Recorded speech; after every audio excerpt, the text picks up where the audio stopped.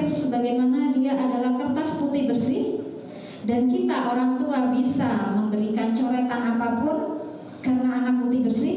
Itu adalah teori psikologi dari John Locke, seorang psikolog barat. Tetapi pada waktu saya membaca Al-Quran, salah satunya surat Al-Isra ayat 84, di situ dikatakan Bismillahirrahmanirrahim, Qul ya'malu as-sakilati. Katakanlah Muhammad bahwa sesungguhnya manusia itu sesuai dengan sakilahnya masing-masing. Berarti di situ ada catatan satu dari saya. Pada waktu itu saya langsung mengatakan, saya menolak teori John Locke. Meskipun saya lulusan dari psikologi, ilmu psikologi barat, tapi saya mengatakan saat itu saya tolak teori John Locke. Kenapa? Karena kalau misalnya dalam Al-Quran itu sudah jelas bahwa anak itu terlahir dengan sakilahnya, terlahir dengan potensi bawaannya, berarti anak itu bukan kertas kosong, Bu.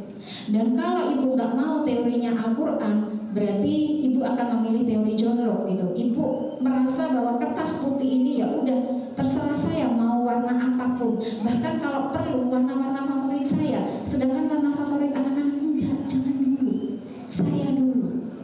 Nah itu Bu yang akhirnya membuat saya waktu itu berpikir, bahkan akhirnya apa yang saya sampaikan itu dibawa ke ruang kuliah psikologi perkembangan anak waktu itu, terus mengatakan, kata Bu Ira, ini salah satu guru yang waktu itu kepala sekolah Muhammadiyah di Sidoarjo, waktu itu masuk ke ruang psikologi perkembangan, dan kebetulan beliau masuk ke fakultas psikologi karena dulunya di PGTK. Beliau mengatakan seperti ini, kata Bu Ira, di Al-Quran itu ada teori, surat ya Al-Isra ayat 84 mengatakan bahwa setiap manusia itu terlahir dengan sakilahnya, dan beliau menolak teori John Locke, yaitu tentang teori tabula rasa. Dan apakah ini nantinya akan menjadi pertimbangan-pertimbangan dalam melakukan pendidikan? Harus, terutama kita Muslim ya, karena kita hukum tertinggi itu Al-Quran. Kalau kita menolak Al-Quran, mau ikut hukum yang mana? Kan gitu ya. Nah ini yang harus jadi catatan buat ayah bunda, karena anak itu terlahir dengan sakilahnya masing-masing. Bahkan untuk anak berkebutuhan khusus pun mereka itu punya sakilah, punya modalitas, punya potensi fitrah. Nah ini yang harusnya bunda kemudian kita kembangkan. Jadi nggak perlu nanti ayah bunda memaksa anak untuk harus bisa ini itu, apalagi yang sesuai dengan kemauan bunda. Dan jangan sampai nanti anak-anak itu memilih jurusan karena disuruh orang tuanya, Ustazah. Kata papa, kata mama, gitu kan. Akhirnya apa yang terjadi, Ustazah? Indonesia Career Institute mengatakan 85% sarjana di Indonesia salah jurusan. Gallup Internasional mengatakan 80% sarjana di dunia salah jurusan lagi, Ustazah termasuk salah jurusan gak? Oh ya Allah, mungkin ternyata. Nah pertanyaannya, ayah, oh gitu ya. Pertanyaannya, ayah salah jurusan gak? Banyak yang salah jurusan. Bunda banyak yang salah jurusan gak?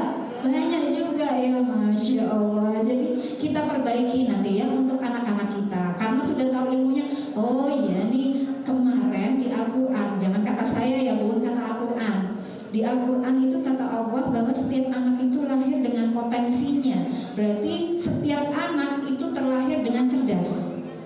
Kalau burung dia dilahirkan dengan potensi bisa terbang, jangan dipaksa untuk bisa berenang. Kalau ikan dia dengan potensinya dia bisa berenang, jangan dipaksa untuk bisa terbang. Sama seperti anak-anak kita.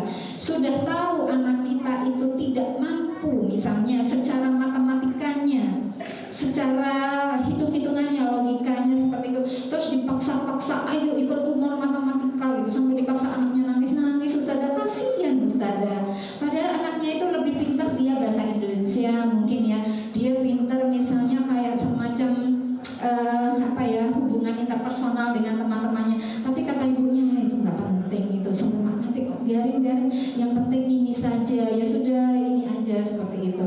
Nah ini jangan seperti itu lagi ya bunda ya, kasihan anaknya. Kemudian kalau kita bicara mindful parenting, selanjutnya Ustazah, kalau kita aja bicara mindful parenting, ternyata banyak sekali manfaatnya gitu bunda. Karena kalau kita bicara mindful parenting itu berarti apa yang harus kita lakukan adalah meningkatkan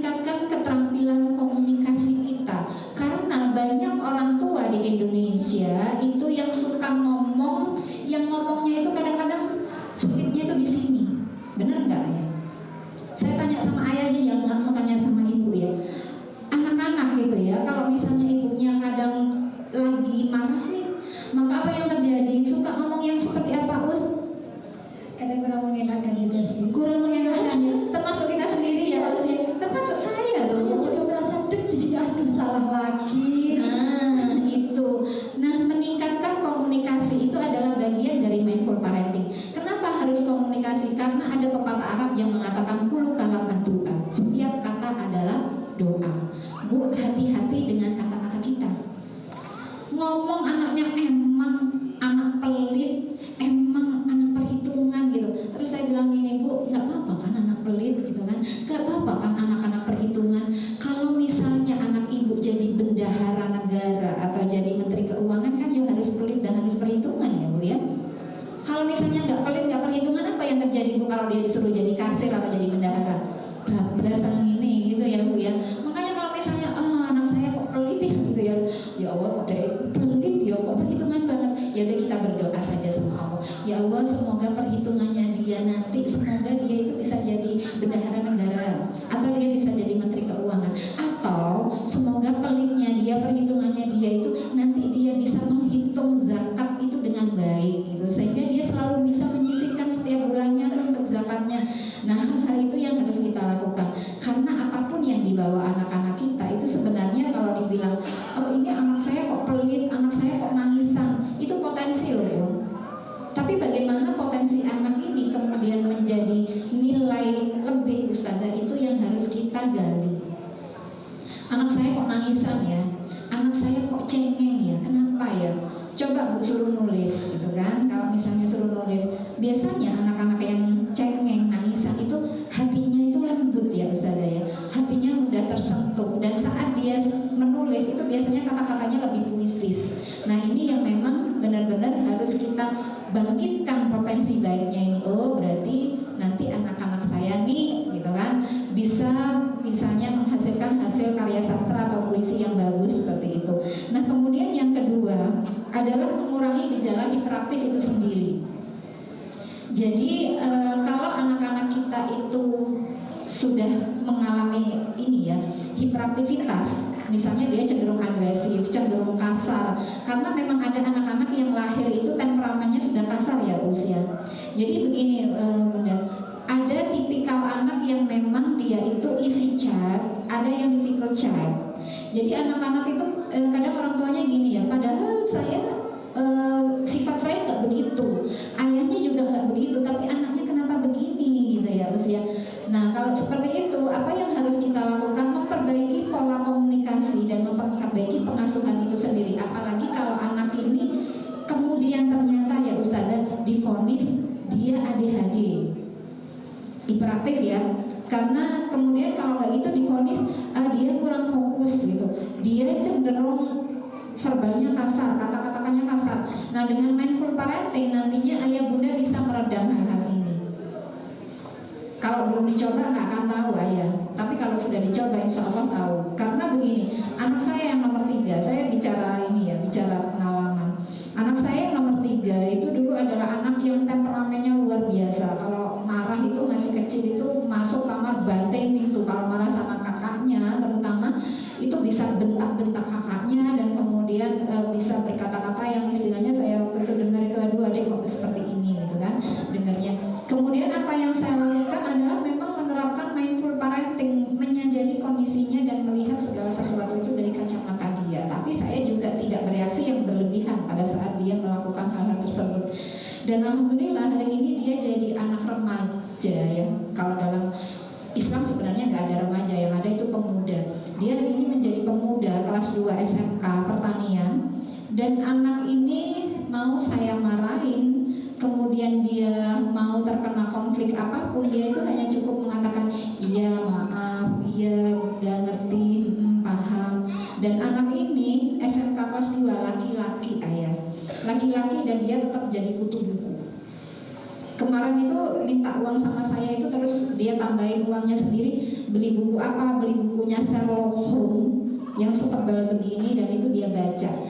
Dan bukunya Muhammad Al-Fatih mulai dari seri Felixio sampai seri yang komik itu sampai ada segini bukunya itu habis dia baca, dan dia bisa baca sekitar 2 jam kalau dia sudah lagi baca. Nah masalahnya hari ini anak-anak kita yang sudah memiliki temperamen yang luar biasa, jangankan membaca buku 2 jam ya, 15 menit saja sudah nggak bisa. Nah itu yang mungkin harus kita perhatikan. Kemudian meningkatkan kepuasan orang tua dengan mindful parenting sebenarnya kita itu sebagai orang tua itu nanti kayak merasa gini loh, oh alhamdulillah ya, ternyata anak saya yang dulunya begini akhirnya begini. Itu ada rasa puas yang luar biasa ya. Dan kemarin salah satu contoh, ada pada waktu saya lagi siaran di radio Suara Muslim ya, ada ibu-ibu yang telepon saya begini, Bu Ira, saya itu sebenarnya gimana ya jadi ibu ya, saya juga kasihan sama anak saya. Kenapa ibu? Saya bilang, anak saya perempuan sudah kuliah, sudah semester sekian gitu kan, tetapi anak ini saya tidak tahu luka pengasuhan apa yang dia terima dari ayahnya, karena sampai hari ini pun ayahnya itu kalau dimintain uang sama anaknya misalnya untuk kebutuhan kuliahnya atau apa, itu jawabannya itu menyakitkan hati ya. Bahkan sempat terlontar seperti ini, kamu itu sudah besar masih minta uang kayak pengemis saja. Bayangin pun anak perempuan gitu ya, sudah kuliah diomongin seperti itu. Kira-kira apa yang terjadi gitu, dan itu mulai kecil gitu loh. Bagus anak ini kalau misalnya dia sampai tidak mengalami depresi ya, tapi ada kasus tertentu yang akhirnya saya juga jadi psikolognya itu yang mengatakan padahal anak itu baru SD kelas 6 ya, tapi karena ayahnya sudah terbiasa berkata-kata buruk dan kemudian reaksi yang diberikan juga sangat luar biasa, anak ini akhirnya mengalami depresi dan dia itu benar-benar membenci ayahnya. Bahkan pada waktu itu di salah satu sekolah ada anak kelas 3 SD, saya masih ingat, laki-laki yang waktu itu punya keinginan, aku Bu Ira kalau sudah besar aku mau bunuh ayahku. Jadi seperti itu, karena apa? Karena reaksi yang diberikan oleh ayahnya saat dia berperilaku yang kurang pas mungkin menurut orang tuanya itu terlalu berlebihan, dan ayahnya juga sering mengucapkan kata-kata yang mungkin juga menyakitkan buat anak-anak. Karena bagaimanapun anak itu juga manusia ya, makanya saya bilang hati-hati dengan kata, kulu kalam ad-du'a, karena setiap kata adalah doa, dan kata itu akan membentuk sebuah karakter kalau itu dibiarkan terus-menerus, karena dia akan tersugesti terus-menerus. Nah itu yang mungkin harus kita perhatikan. Dan kemudian selain meningkatkan kepuasan itu sendiri, maka mindful parenting itu membuat anak itu juga mengurangi agresinya. Jadi anak-anak bisa mampu berkurang secara agresi. Jadi kalau hari ini ayah bunda punya anak-anak yang cenderung agresi, tolong perhatikan juga makanannya, terutama yang mengandung gula itu cenderung dikurangi ya ayah bunda. Jadi kalau gula itu untuk anak-anak yang kecenderungannya agresi, pasti akan membuat dia itu akan semakin agresif. Bahkan untuk orang normal pun saja gula itu juga sangat berpengaruh kalau berlebihan ya, apalagi untuk anak-anak yang memang sudah ada potensi agresi. Kemudian menurunkan perasaan depresi juga, itu mindful parenting, dan mengurangi stres dan kecemasan. Dan yang luar biasanya lagi, mindful parenting itu adalah memperbanyak keterlibatan orang tua, karena selama ini orang tua itu hadir tapi sebenarnya tidak hadir, main bersama anak tapi tidak main bersama-sama. Jadi orang tua itu hadir, main bersama anak tapi tidak main bersama. Karena apa Ustazah? Orang tuanya main HP, anaknya main apa gitu. Jadi kan bermain bersama ya usia, tapi tidak bermain bersama-sama. Nah ini yang mungkin harus ayah bunda perhatikan. Jangan sampai ya anak kita di sebelah kita itu lagi enak-enak nih, misalnya oh ini lagi main Lego atau main mobil-mobilan atau main boneka. Ternyata kemudian orang tuanya juga lagi main gitu, main game. main game apalagi gamenya seru nih, lagi seru-serunya, oh sayang gitu kan. Nah ini yang harus bunda perhatikan ya, bahwa ternyata pada waktu kita bermain bersama anak, kalau dalam mindful parenting nanti ada cara-caranya bagaimana menerapkan mindful parenting itu, berarti kita harus benar-benar hadir. Karena mindful parenting itu tidak lagi melihat kemarin saya melakukan kesalahan begini-begini, saya harus bagaimana, saya harus, atau kemudian kita melihat nanti ke depannya anak saya itu harus begini. Enggak, mindful parenting itu adalah sesuatu yang kita hadir di sini saat ini dan menerima apa yang terjadi saat ini. Jadi memang mindful parenting itu akan membuat kita sebagai orang tua itu menerima kondisi anak, apapun kondisi anak kita itu ikhlas. Saya ibu dari 2 laki-laki dan 1 perempuan. Anak nomor 1 1 dan nomor 3 itu akademiknya luar biasa, terutama yang perempuan. Tapi yang nomor 2 ini Masya Allah benar-benar ujian bagi saya gitu. Dan saya memang harus melakukan mindful parenting agar saya tetap waras dan anak-anak saya juga tetap waras. Karena menjadi ibu itu adalah kita harus tetap bahagia. Agar apa? Agar bisa mendidik anak-anak dengan bahagia. Karena begini Ustazah, seringkali ibu-ibu itu kan banyak dengar teori parenting ini, teori parenting itu, ada contoh ini, contoh itu. Apa yang terjadi? Berharap bahwa kita itu jadi ibu yang sempurna ya Us, dan lupa bahagia. Berarti untuk bahagia seorang ibu itu menjadi kunci untuk keberhasilan anak juga ya? Betul, kita tidak perlu menjadi ibu yang sempurna ibu. Cukup ibu itu menjadi ibu yang bahagia. Tapi masalahnya Ustazah, kalau anak-anak caper, ibunya sering baper. Iya, betul. Tapi berarti untuk kebahagiaan seorang ibu, peran ayah juga berperan juga. Iya, harus Ustazah. Makanya kenapa harus ada mindful parenting seperti itu. Jadi Bu, kalau anak-anak caper, ibu jangan baper. Karena kalau ibu baper, ibu akhirnya jadi koper. Apa Bu koper? Korban perasaan. Jadi kesabaran kita kadang-kadang selembut tisu. Iya, setipis tisu ya, setipis tisu. Dan akhirnya Ustazah, kalau sudah jadi korban perasaan itu biasanya masuk bagasi Us. Tahu nggak masuk bagasi apa Us? Bahagia enggak, sedih iya, begitu. Itu yang terjadi. Jadi kan kasihan anaknya ya Us ya. Ibunya juga kasihan ya. Dua-duanya. Dan ayah terutama wajib nih menjaga kebahagiaan ibu, karena kunci kebahagiaan keluarga itu kalau ibunya bahagia, insya Allah semuanya bahagia. Tapi kalau ibunya sudah bahagia, apa ya, bete galau gitu ya Us, sudah. Coba, ayah sudah siap ya membahagiakan ibu terus?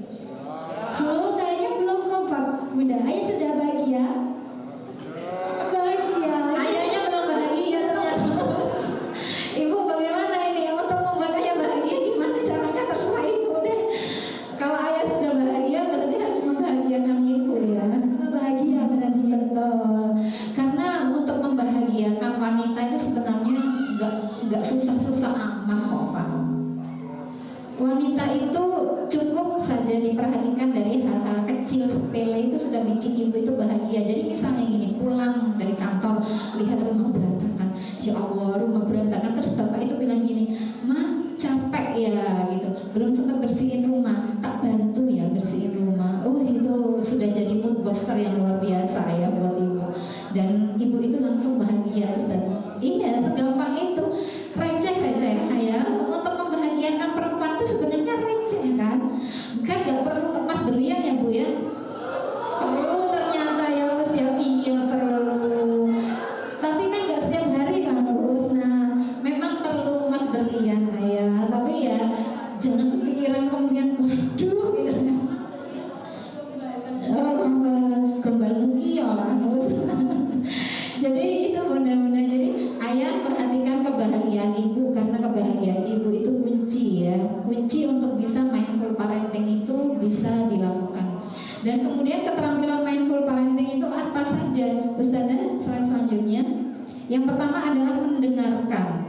Mendengarkan itu kalau bahasa Indonesia mungkin mendengarkan itu hanya mendengarkan ya, tapi kalau dalam bahasa Inggris kita tahu yang namanya listening dan hearing. Jadi beda mendengarkan sama sekedar mendengar. Mendengarkan menyimak, dengan mendengarkan itu beda Us. Kalau kita lagi enak-enak ngobrol nih Us, terus kemudian ada suara piring pecah, kemudian ada seseorang yang berteriak, dan kemudian kita itu kemudian mendengar, itu termasuk hearing atau listening Us? Hearing. Kalau listening itu menyimak. Jadi kalau hearing yang penting kita punya telinga itu dengerin.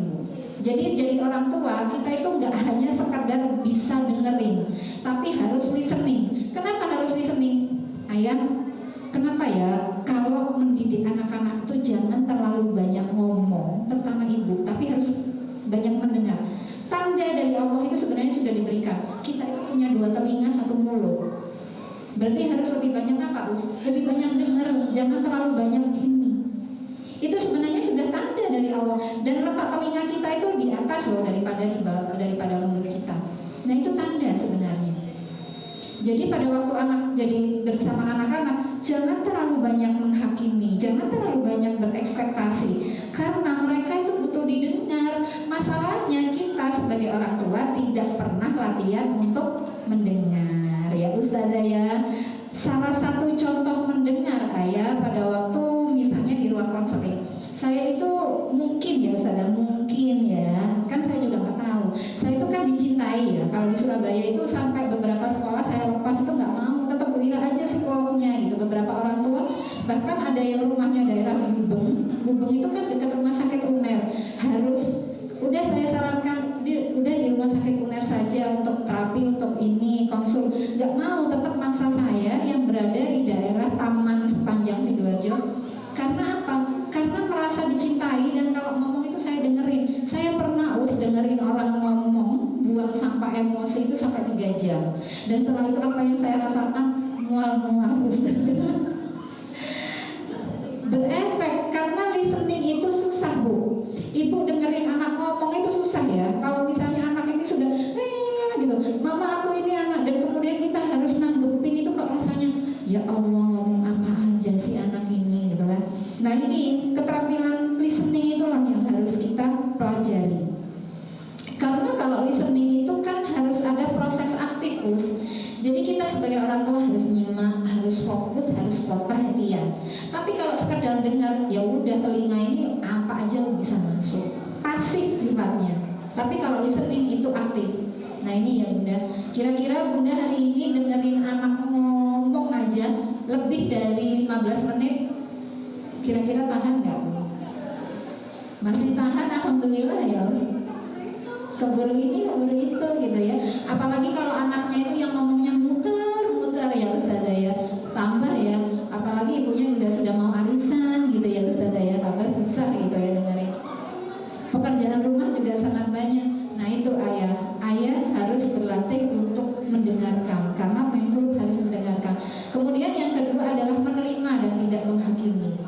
Menerima dan tidak menghakimi itu ya berarti kita terima kondisi anak saya apa nih. Oh dia cerebral palsy, oh dia anak yang gifted misalnya, oh dia anak yang memang cerdas, kemudian dia anak kinestetik, kemudian dia mungkin anak-anak yang secara keterampilan tertentu dia kurang bagus. Nah itu kita harus terima Ustazah.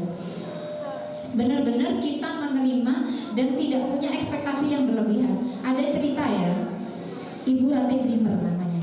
Ibu Ratih Zimmer itu punya 3 anak. Anak pertama gifted. Gifted itu berarti IQ-nya sudah superior, di atas 130.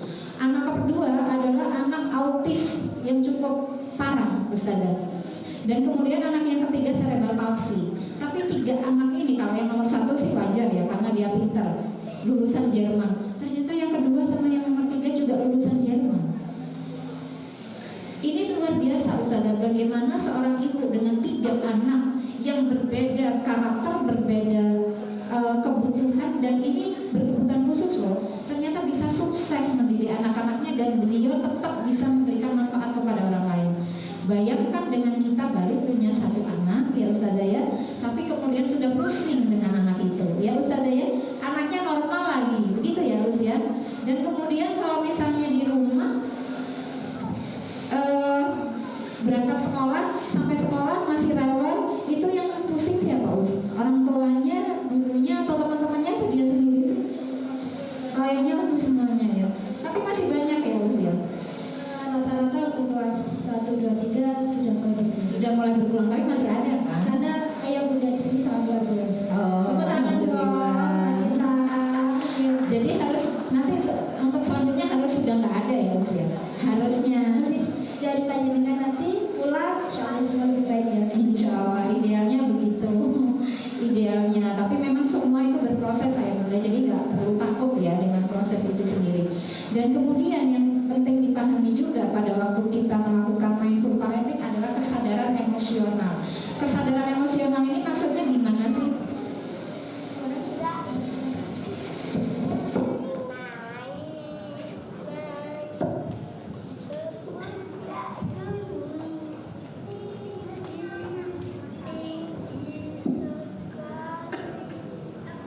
Mohon maaf ya ibu-ibu, suaranya berisik. Saya tadi juga berisik.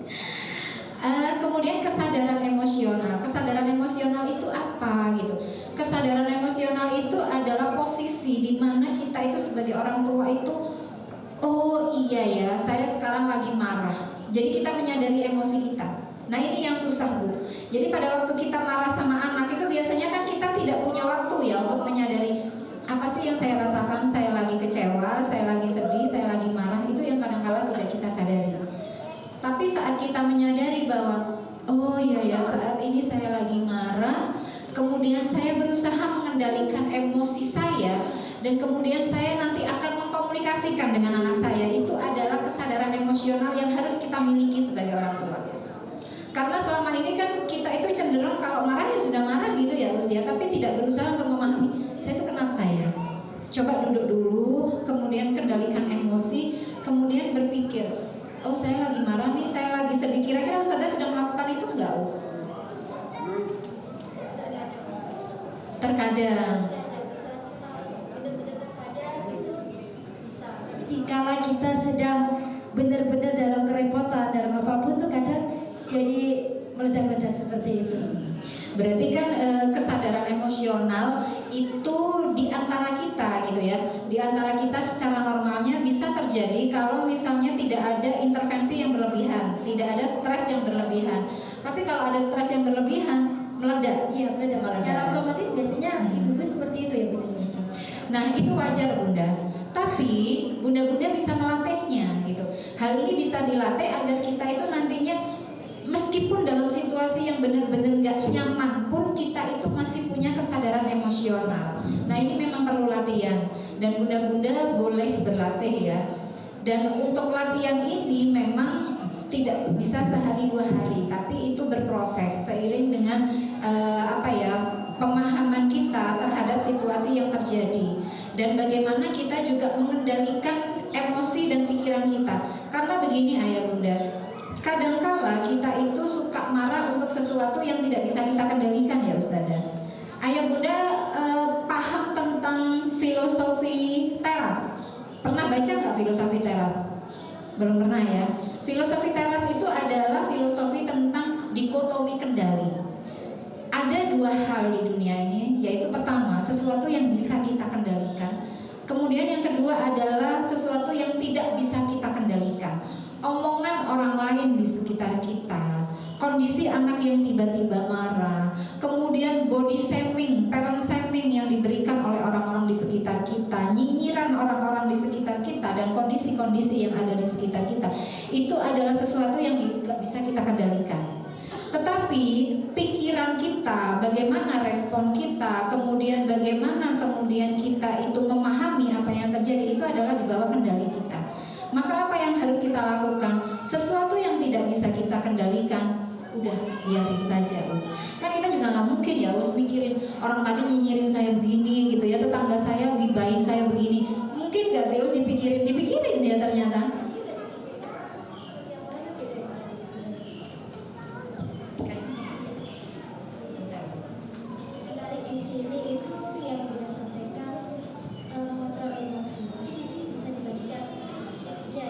Ya siap. Jadi bunda, untuk mengendalikan apa yang di luar diri kita itu juga butuh latihan. Tapi apa yang harus kita lakukan? Ya sudah gitu kan. Kita kan berhak bahagia ya. Ngapain juga ngurusin omongan orang gitu. Tipsnya gini, saya itu berbuat apapun yang penting Allah ridho. Tapi kalau kemudian orang lain itu tidak suka dengan apa yang saya lakukan, ya sudah, itu bukan urusan saya. Karena bagi saya tidak semua orang itu menyukai saya kok gitu kan. Saya tidak bisa memaksa orang untuk mencintai atau menyukai saya tidak bisa memaksa. Jadi di antara orang-orang yang ada di sekitar kita, ada yang benci kita, ada yang tidak suka kita, ya sudah, itu wajar. Rasulullah saja kekasih Allah sudah dibenci kok oleh sesama manusia, apalagi kita cuma manusia biasa gitu ya bunda. Jadi bahagialah dengan diri kita sendiri. Jadi sudahlah, gak usah dipikirin gitu saja. Kemudian yang berikutnya adalah pengaturan emosi. Pengaturan emosi itu maksudnya begini bunda. Saat bunda itu mau marah kepada anak, boleh marah, tapi asalkan tidak meledak-ledak di depan anak.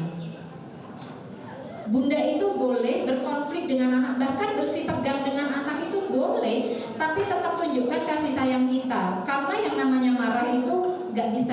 bayangin Bunda, itu manusiawi. Rasulullah juga marah gitu kan, apalagi kita gitu.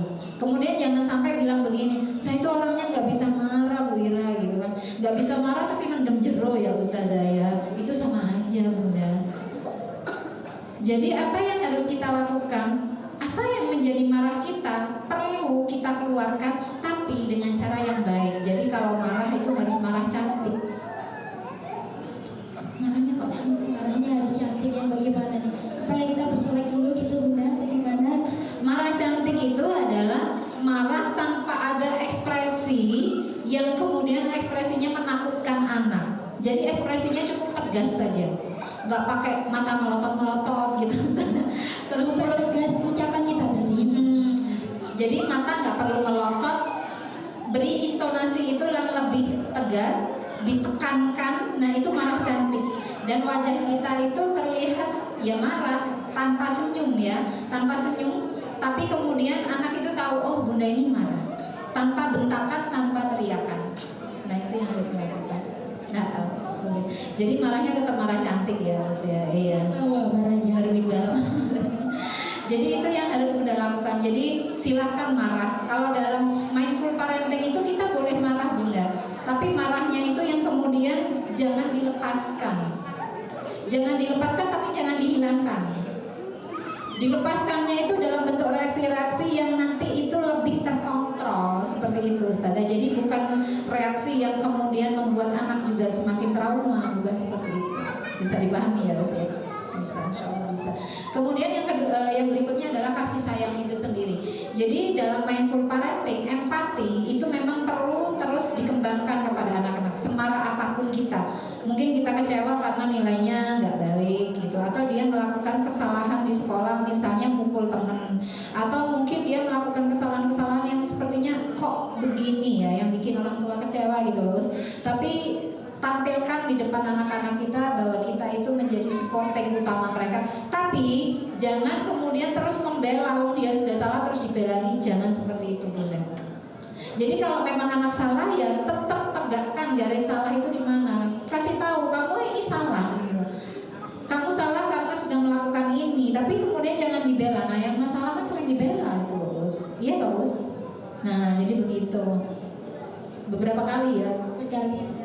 Apalagi kalau kita tinggalnya ada beberapa bersama keluarga lain, itu kadang banyak pembelaan juga. Sandwich parenting itu namanya, sandwich parenting.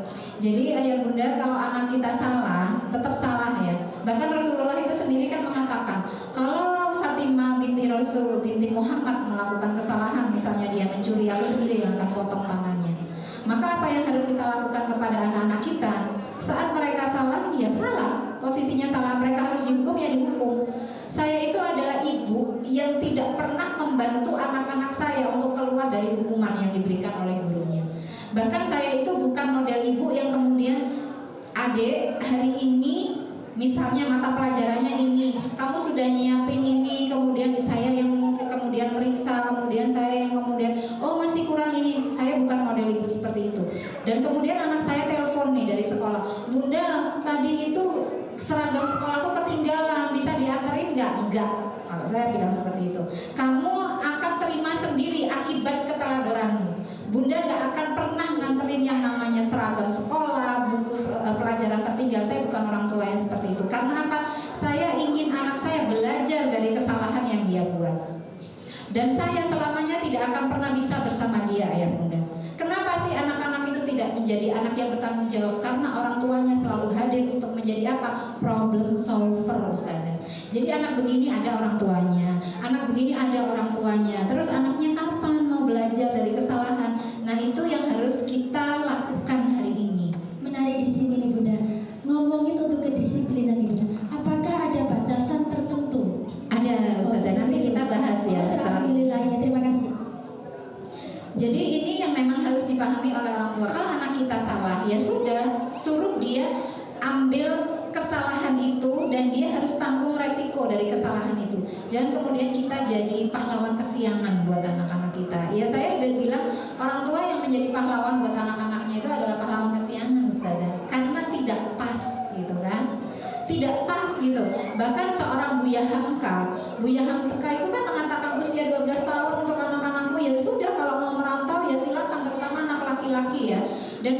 di usia 12 tahun dia akan melakukan kesalahan atau apapun, maka tanggung jawab ada ada di dirinya sendiri. Kenapa ada di dirinya sendiri? Karena usia 12 tahun anak laki-laki itu sudah di masa ini, ada Ustaz Hadi nanti ya, ada di masa taklif.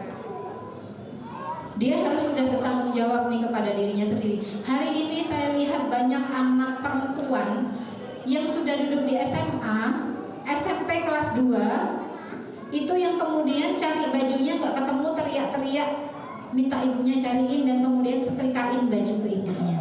Itu banyak saya temui. Bahkan hari ini anak saya pernah melaporkan begini kepada saya, anak perempuan saya. Bunda, temanku ternyata waktu piket di kelas, sudah SMP kelas 1, ternyata nggak bisa nyapu kelas. Kalau dia piket itu mending dia nggak usah piket. Kenapa Mbak? Saya bilang, nanti kelasnya tambah kotor. Karena arah nyapunya itu nggak beraturan, sadar. Jadi malah kemana-mana. Nah, inilah yang harusnya kita itu sebagai orang tua berhenti jadi problem solver anak. Gitu.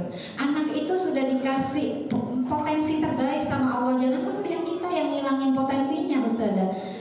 Kalau saya bicara fitrah iman ya, kemudian pendidikan di fasa balik dan taklif, anak saya kelas 3 SD itu sudah kenyonyok setrika bolak-balik. Tapi saya bilang apa sama anak saya? Nggak apa-apa deh, terluka pada waktu proses belajar. Api neraka api neraka lebih panas dari dari panasnya setrikaan. Itu yang saya bilang sama anak-anak saya. Makanya anak-anak saya lepas kelas 4 SD, yang perempuan sudah pintar masak, yang laki-laki sudah pintar masak, sudah bisa setrika. Dan saya jadi ibu, ya udah tinggal melihat saja, Ustazah. Tinggal melihat saja. Karena saya bilang sama anak-anak saya, Dek, kamu nggak akan pernah tahu apakah kita akan mengalami bencana alam, apakah kita itu akan selamanya hidup enak, kamu nggak akan pernah tahu. Jadi apa yang harus kamu lakukan sekarang? Saya bilang pada waktu itu sama Ustaz Suhadi Fajarai, berikan kurikulum kesengsaraan kepada anak-anak kita. Langsung waktu itu, kurikulum kesengsaraan gimana Bu Ira gitu ya? Apakah anak-anak itu harus disiksa? Enggak Bu, enggak disiksa, tapi diberikan keterampilan hidup dan anak-anak kita bikin mandiri. Jadi jangan sampai ya Bu, anak ibu sudah SMA nggak bisa setrika bajunya sendiri. Banyak sekarang Bu, banyak banget. Banyak laundry apalagi, banyak laundry. Anak saya SMK kelas 2, kemarin saya telepon, saya tanya, Adek, Bunda mau ngobrol sama Adek. Sebentar ya Bunda, aku masih ngerendam cucian. Bu, anak laki SMK ada di perantauan dan dia tidak menggunakan jasa laundry, Ustazah. Alasannya apa? Bunda, kalau aku nanti laundry, Bunda, aku takut seragamku itu loh Bu, nanti nggak selesai gimana. Jadi ada beban tanggung jawab bahwa dia itu harus sekolah, dan sekolah ini bisa dilakukan kalau misalnya dia pakai atribut sekolah. Kalau nggak pakai atribut sekolah, dia nggak bisa sekolah. Ini bentuk tanggung jawab. Dan ini kayaknya remeh ya Us, tapi luar biasa nanti untuk itu. Latihannya panjang. Iya, slide selanjutnya Ustazah, untuk keterampilan mindful parenting. Nah, fokus mindful parenting. Kalau kita bicara pengasuhan yang lain ya, parenting positif misalnya, kemudian democratic parenting, itu yang kita inginkan itu sebenarnya apa? Perubahan struktur, perubahan anak itu tahu ini benar, ini salah, ini yang seharusnya dilakukan, ini yang seharusnya tidak dilakukan. Itu kalau metode parenting yang lain. Tapi kalau fokus di mindful parenting itu adalah kesiapan emosi anak. Jadi yang kita bentuk itu bukan lagi, oh ini benar, ini salah, strukturnya seperti apa, bukan Ustazah. Tapi kita lebih menekankan pada anak ini nih mateng secara emosinya. Dia tahu bagaimana mengekspresikan rasa marah, dia tahu bagaimana menahan amarahnya, dan dia juga tahu bagaimana kalau misalnya dia berada di situasi yang gak nyaman. Itu bedanya mindful parenting sama yang lain. Jadi mindful parenting itu menyiapkan anak-anak itu cerdas secara emosi, bukan hanya anaknya, tapi terutama orang tuanya. Karena memang mindful parenting itu yang dididik itu banyak orang tuanya, dan latihannya itu luar biasa. Jadi seperti itu. Jadi bisa dipahami ya, bahwa ternyata mindful parenting fokusnya itu bukan lagi, oh kamu ini benar, ini salah, terus kemudian untuk membentuk kebiasaan-kebiasaan baik, bukan. Tapi lebih kepada ini loh, mengasah mindset dia tentang emosinya, gitu Ustazah. Jadi kalau dibilang lebih susah, iya lebih susah. Karena kalau yang lain kan sudah jelas ya, apalagi kalau misalnya parenting positif itu kan akhirnya nanti kita tujuannya adalah membuat anak ini dia paham tentang bakatnya, dia tahu bahwa bagaimana cara berkomunikasi yang baik. Tapi kalau mindful parenting memang lebih kepada siap secara emosinya, jadi gitu saja. Jadi penekanannya beda. Nah, karena untuk mindful parenting adalah hadapi hari ini, saat ini, dan benar-benar hadir. Yang namanya mindful itu hadir saat ini. Perhatikan kondisi sekitarnya dan kemudian kenali seperti apa. Nah, itu mindful parenting. Slide selanjutnya Ustazah. Jadi untuk mempersiapkan mindful parenting itu memang bukan sesuatu yang sifatnya harus diburu-buru ya. Ada pengendalian diri, kemudian ada pola pikir yang memang harus dilatih dengan baik, sehingga akhirnya kita itu benar-benar progres ini nyata gitu. Produknya itu nyata bahwa oh, anak saya sekarang lebih tenang ya, anak saya sekarang lebih terkondisi, lebih mudah mengendalikan diri, terutama anak-anak ibu-ibu yang punya anak-anak hiperaktif ya Bu.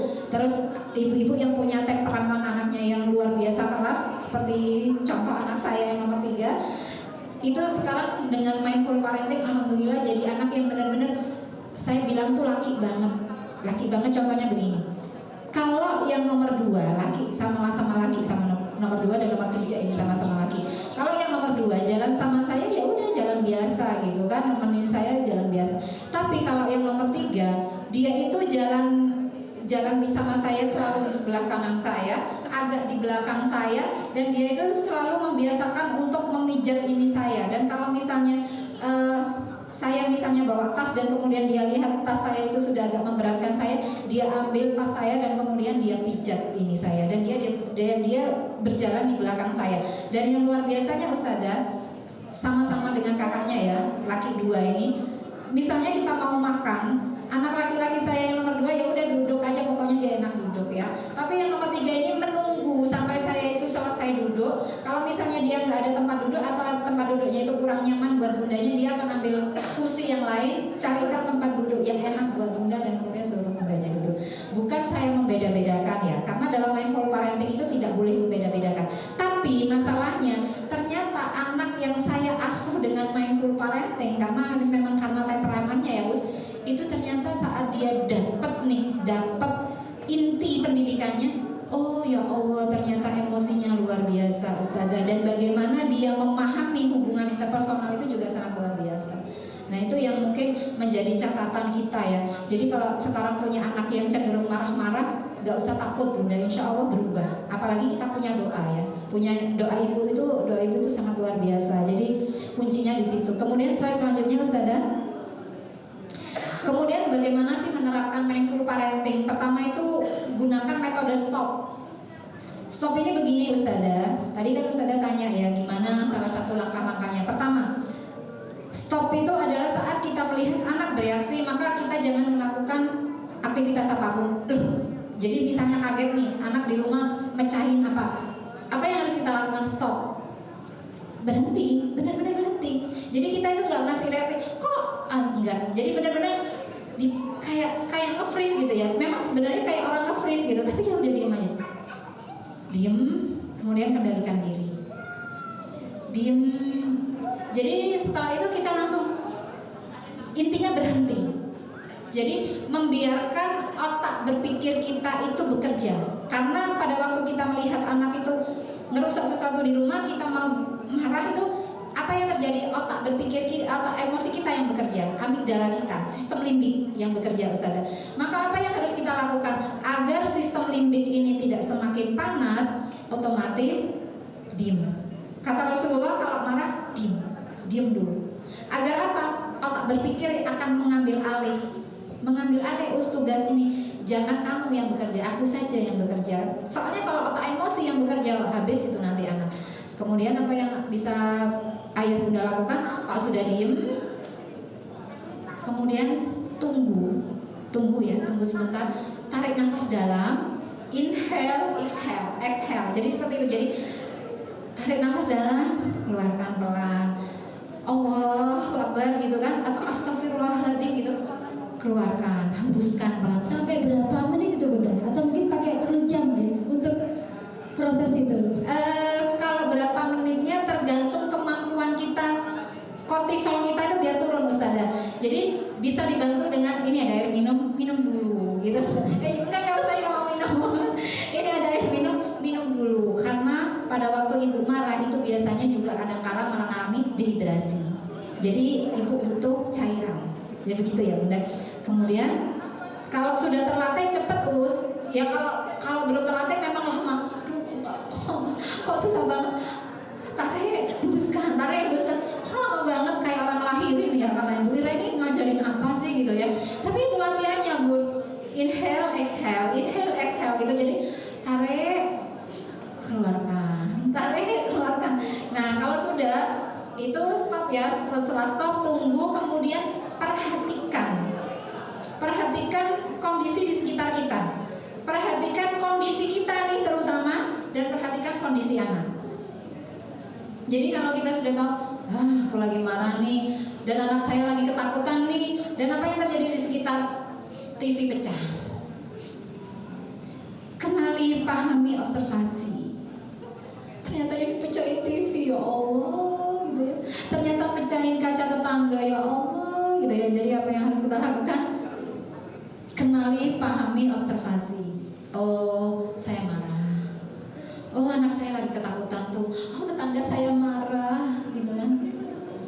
Saya harus mengganti nih. Iya, jadi Ustaz begitu. Jadi kenali, pahami dulu, observasi baik-baik. Oh ya sudah. Nah, kalau sudah seperti itu, sudah tenang nih, apa yang harus kita lakukan? Mendekat kepada anak, sejajarkan posisi kita sama anak, sejajar. Jadi jangan lebih tinggi, juga jangan lebih rendah. Gandeng anak mungkin atau dekati anak, kemudian sejajarkan. Sejajar ayah bunda, harus sejajar. Kemudian bicara dengan anak tanpa teriakan, tanpa betakan, dan tanpa tekanan. Marah boleh. Adik sudah melakukan kesalahan, tahu kesalahannya apa gitu kan? Mecahin kaca tetangga, apa yang akan terjadi? Ayah harus mengganti. Gimana adik bertanggung jawab? Itu ditanyakan juga Ustaz. Jadi itu yang harus kita lakukan pada waktu kita melakukan mindful parenting. Apakah mudah? Nggak mudah Ustazah. Karena kalau saya mah teori aja, aduh Ira teori aja gampang gitu. Tapi kalau misalnya dilakukan sehari-hari, luar biasa. Dan saya itu melakukannya itu bertahun-tahun ya. Saya juga bukan ibu yang secara instan saya dapat kemampuan itu, enggak. Tapi kan masalahnya mau apa enggak kita belajar. Kalau sudah mau nih, kalau sudah niat, jangan hanya niat, tapi harus action. Karena masalah di kita nih, di orang Indonesia rata-rata adalah actionnya yang kurang. Niat ada, pengetahuan ada, kemauan ada, tapi actionnya enggak ada. Nah itu masalahnya. Selanjutnya Ustazah untuk mendidik disiplin dan tanggung jawab itu sendiri. Selanjutnya Ustazah minta tolong. Mengapa sih melatih tanggung jawab gitu ya? Aduh kenapa adik? Jatuh ya? Minta tolong ya? Ini Bunda, ada yang dari tadi tuh membuat saya bertanya. Mungkin karena kita kemarin ilmunya sebagai orang tua itu yang belum begitu mumpuni, itu apakah bisa? Tadi sama saya tanyakan adakah usia atau batasan? Terus bagaimana dengan anak kita? Kalau kemarin itu kita mindful parentingnya nggak seperti itu, kita masih bentak, masih marah-marah, masih nyalain, apakah masih bisa diperbaiki gitu? Iya, nanti ya Ustaz nanti saya bersabar ya. Ustaz dan bersemangat sekali gitu ya. Ada karena kita harus menyelesaikan ini dulu. Mengapa sih melatih tanggung jawab gitu kan? Orang tua itu kan tidak bisa menjadi problem solver ya. Kita nggak mungkin hadir di depan anak-anak 24 jam. Kemudian anak punya masalah apa, kita juga nggak mungkin bisa ngasih solusi ya. Apalagi kalau misalnya kita nggak ngerti nih masalah apa yang sedang dihadapi anak kita. Apalagi juga saat ini kan proses berpikir anak zaman sekarang dan proses berpikir kita orang tua zaman baby boomer, generasi X, generasi milenial itu beda ya. Jadi apa yang harus kita lakukan? Kita harus menyadari kita ngajarin tanggung jawab kepada anak-anak karena orang tua, bukan sebagai problem solver. Anak-anak sendiri yang harus menjadi problem solver. Itu yang harus dipahami oleh ayah bunda.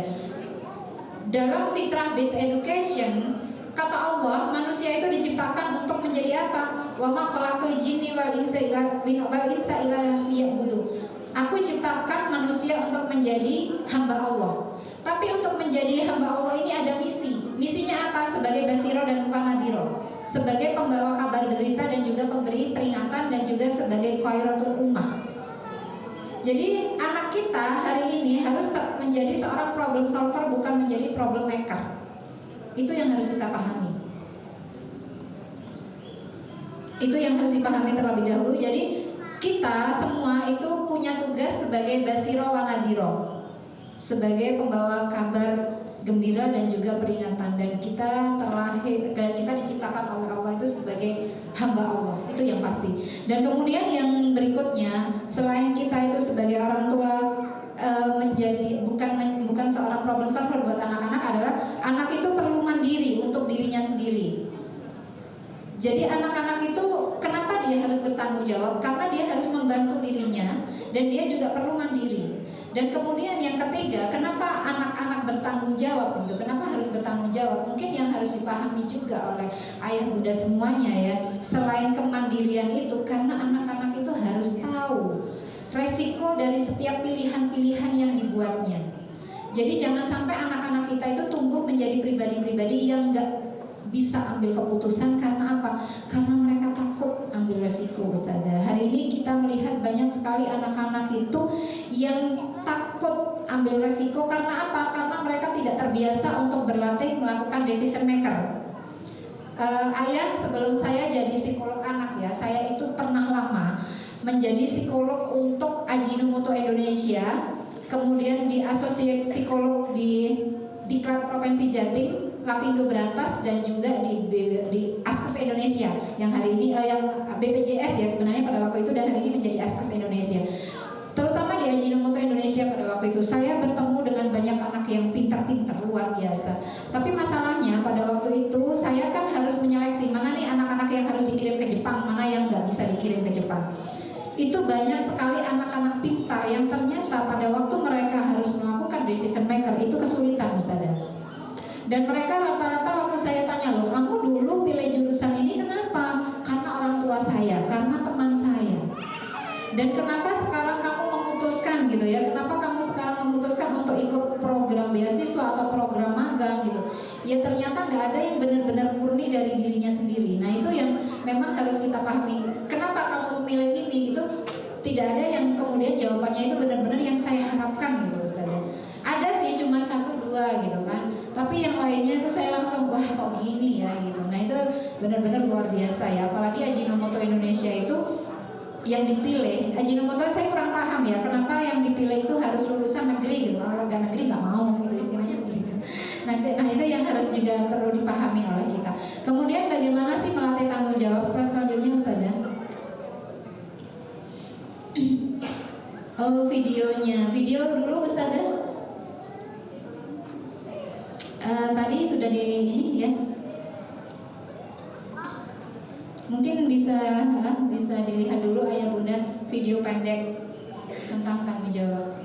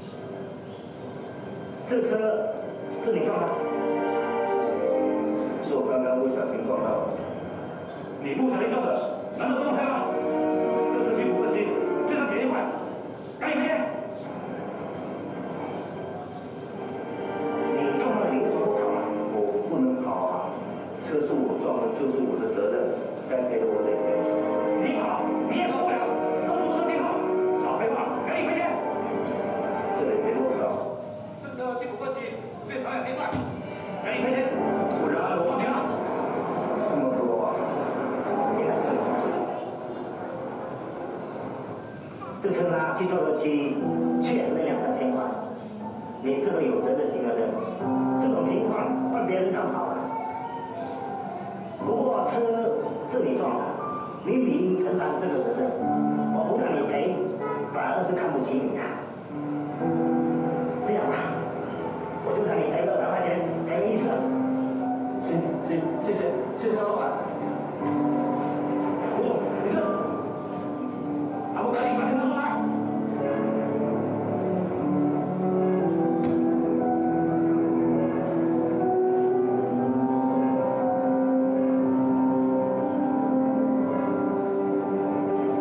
老板，你能跟我回家拿吗？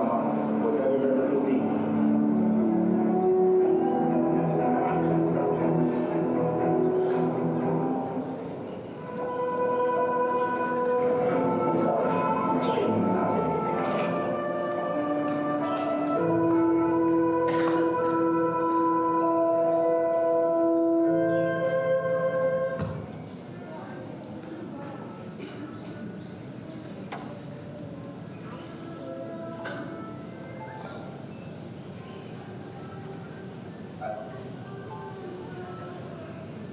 我刚才不讲这个老状况是我的责任，我得听你家把这个交通做错了就要承担责任。这要我讲道歉，对不起，真的干。没东西，我爸前程的车祸，跟撞了半个女婿，当时是我。我的孩子，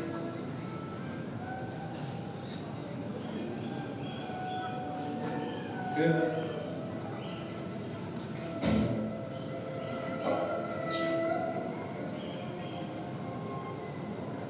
好，每一个人做错事都要有一承担责，无论他贫穷还是这个很可惜。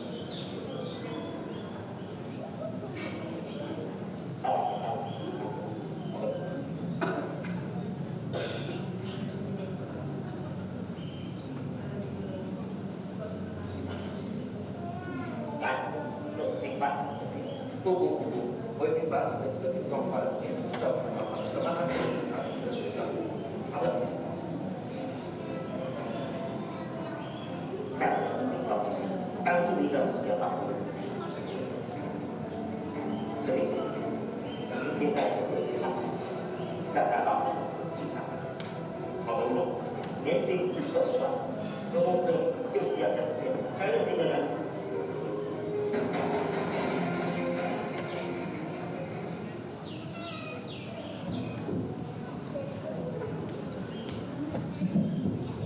Insya Allah, Bunda, ayah Bunda luar biasa. Video ini benar-benar mengajarkan kita proses tanggung jawab itu tidak mengenal apapun, ya. Monggo Bunda bisa dilanjutkan lagi. Ya, jadi kalau kita bicara tanggung jawab berarti kita bicara tentang sesuatu yang memang nantinya akan berdampak ke belakang, ya Ustaz. Bukan hanya untuk diri sendiri tapi juga untuk orang lain pastinya. Dan untuk melatih tanggung jawab itu memang anak itu terlebih dahulu harus punya keteraturan terlebih dahulu, ya Bunda. Jadi Bunda itu nggak bisa ya nuntut anak bertanggung jawab kalau misalnya kita itu tidak punya keteraturan di rumah. Jadi harus disiplin itu memang harus ditata terlebih dahulu sebelum kita itu akhirnya melatih tanggung jawab, Ustazah. Dan tadi Ustazah bertanya ya, batasannya seperti apa atau disiplin itu dimulai dari kapan gitu ya. Disiplin itu sebenarnya dimulai sejak anak-anak itu keluar dari rahim ibunya. Itu sudah bisa berarti. Sudah diajari disiplin. Disiplinnya pertama begini. Pada waktu anak-anak keluar dari rahim ibunya ya, dalam kedokteran modern, anak-anak itu dituntut untuk melakukan inisiasi dini. Inisiasi dininya adalah anak ditaruh di perut ibu, kemudian anak itu diminta untuk mencari sumber makanannya. Itu pakai sensorik penciuman dan otomatis motoriknya bergerak, Ustazah. Dia sudah mulai bergerak. Nah, pada waktu itulah Ibu, kita sedang melatih kedisiplinan pada anak. Akhirnya apa? Kita biasakan pada waktu, mohon maaf, menyusui anak. Itu anak-anak pada waktu kita susui, ibu membentuk kedisiplinan menyusui, fokus hanya menyusui tidak lihat HP, tidak ngelamun-ngelamun. Jadi seperti itu.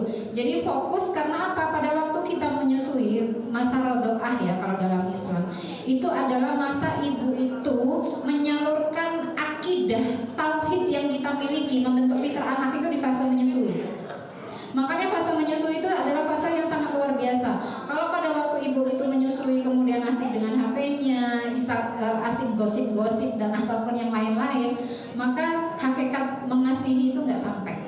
Padahal pada waktu mengasihi itu kita sudah mulai bilang sama anak-anak, misalnya dengan melakukan sholawat Rasul itu diberikan. Kemudian kita bicara pada anak-anak, adik nanti kalau besar menjadi anak yang solih ya. Kemudian kalau sudah besar kamu harus tahu bahwa kamu harus menjadi manusia yang muslim. Itu disampaikan, Tuhanmu itu adalah Allah, nabimu. Jadi pada waktu fase rodoah ya, itu memang kita harus melakukan penyusuan itu dengan disiplin. Ibu juga disiplin, tidak melihat apapun selain fokus kepada bayi. Itu sudah dimulai, disiplin itu dimulai dari situ, keteraturan. Dan kemudian disiplin lagi apa yang bisa kita lakukan pada waktu anak masih bayi. Pada waktu kita melakukan ini, jam makan untuk anak. Jadi pada waktu empasi itu kan sudah kelihatan nih, oh anak jam sekian tuh harus makan. Makannya harus duduk. Kebiasaan ya orang Jawa, kalau makan itu anaknya dibawa lari ke sana sini. Ya, ke tetangga, ke taman. Kalau udah gitu nanti alasannya anaknya nggak mau makan. Iya Bu ya. Jadi anak yang makan itu sambil lari-lari silakan boleh. Kalau makan itu harus duduk. Nggak peduli usianya berapa, tapi dia harus duduk. Itu kita sebenarnya sudah membentuk disiplin. Tapi masalahnya kan kita kan suka begini. Soalnya Bu Ira kalau nggak lari-lari, kalau nggak sambil main HP, nggak habis makannya. Bu, anak itu wajar begitu. Kenapa? Karena lambung anak itu pada waktu lahir itu sebesar kacang hijau, Bu. Dia semakin besar lambungnya juga mungkin pertambahannya juga sedikit. Jadi nggak perlu ngasih makan yang banyak. Anak kalau lapar dia bisa ngomong lapar, ngasih tanda mungkin dengan nangis. Kita coba kasih makanan. Itu bisa kita lakukan begitu. Jadi jangan dulang ya. Kalau orang Jawa dulang itu langsung pisang kepok satu utuh gini ya. Atau kemudian kalau kita ngasih makan anak itu langsung banyak, nanti yang ngabisin ibunya ya usia. Nah, saya itu ibu yang paling nggak mau ngabisin makanan anak saya, Bu. Itu saya. Jadi saya ngambilin anak saya itu makan sedikit, tapi dipastikan habis. Atau dia nanti kalau masih kurang, mending ditambah daripada ngambil makan banyak. Kalau anaknya habis, ibu yang makan. Jadi keteraturan itu dimulai dari situ.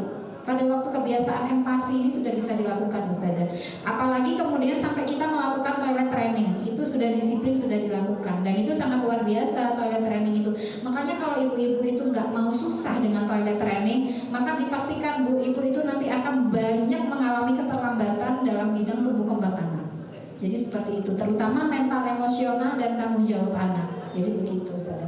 Nah selanjutnya, Ustazah, jadi kalau kita sudah tahu bahwa untuk melatih tanggung jawab, slide selanjutnya Ustazah, melamun.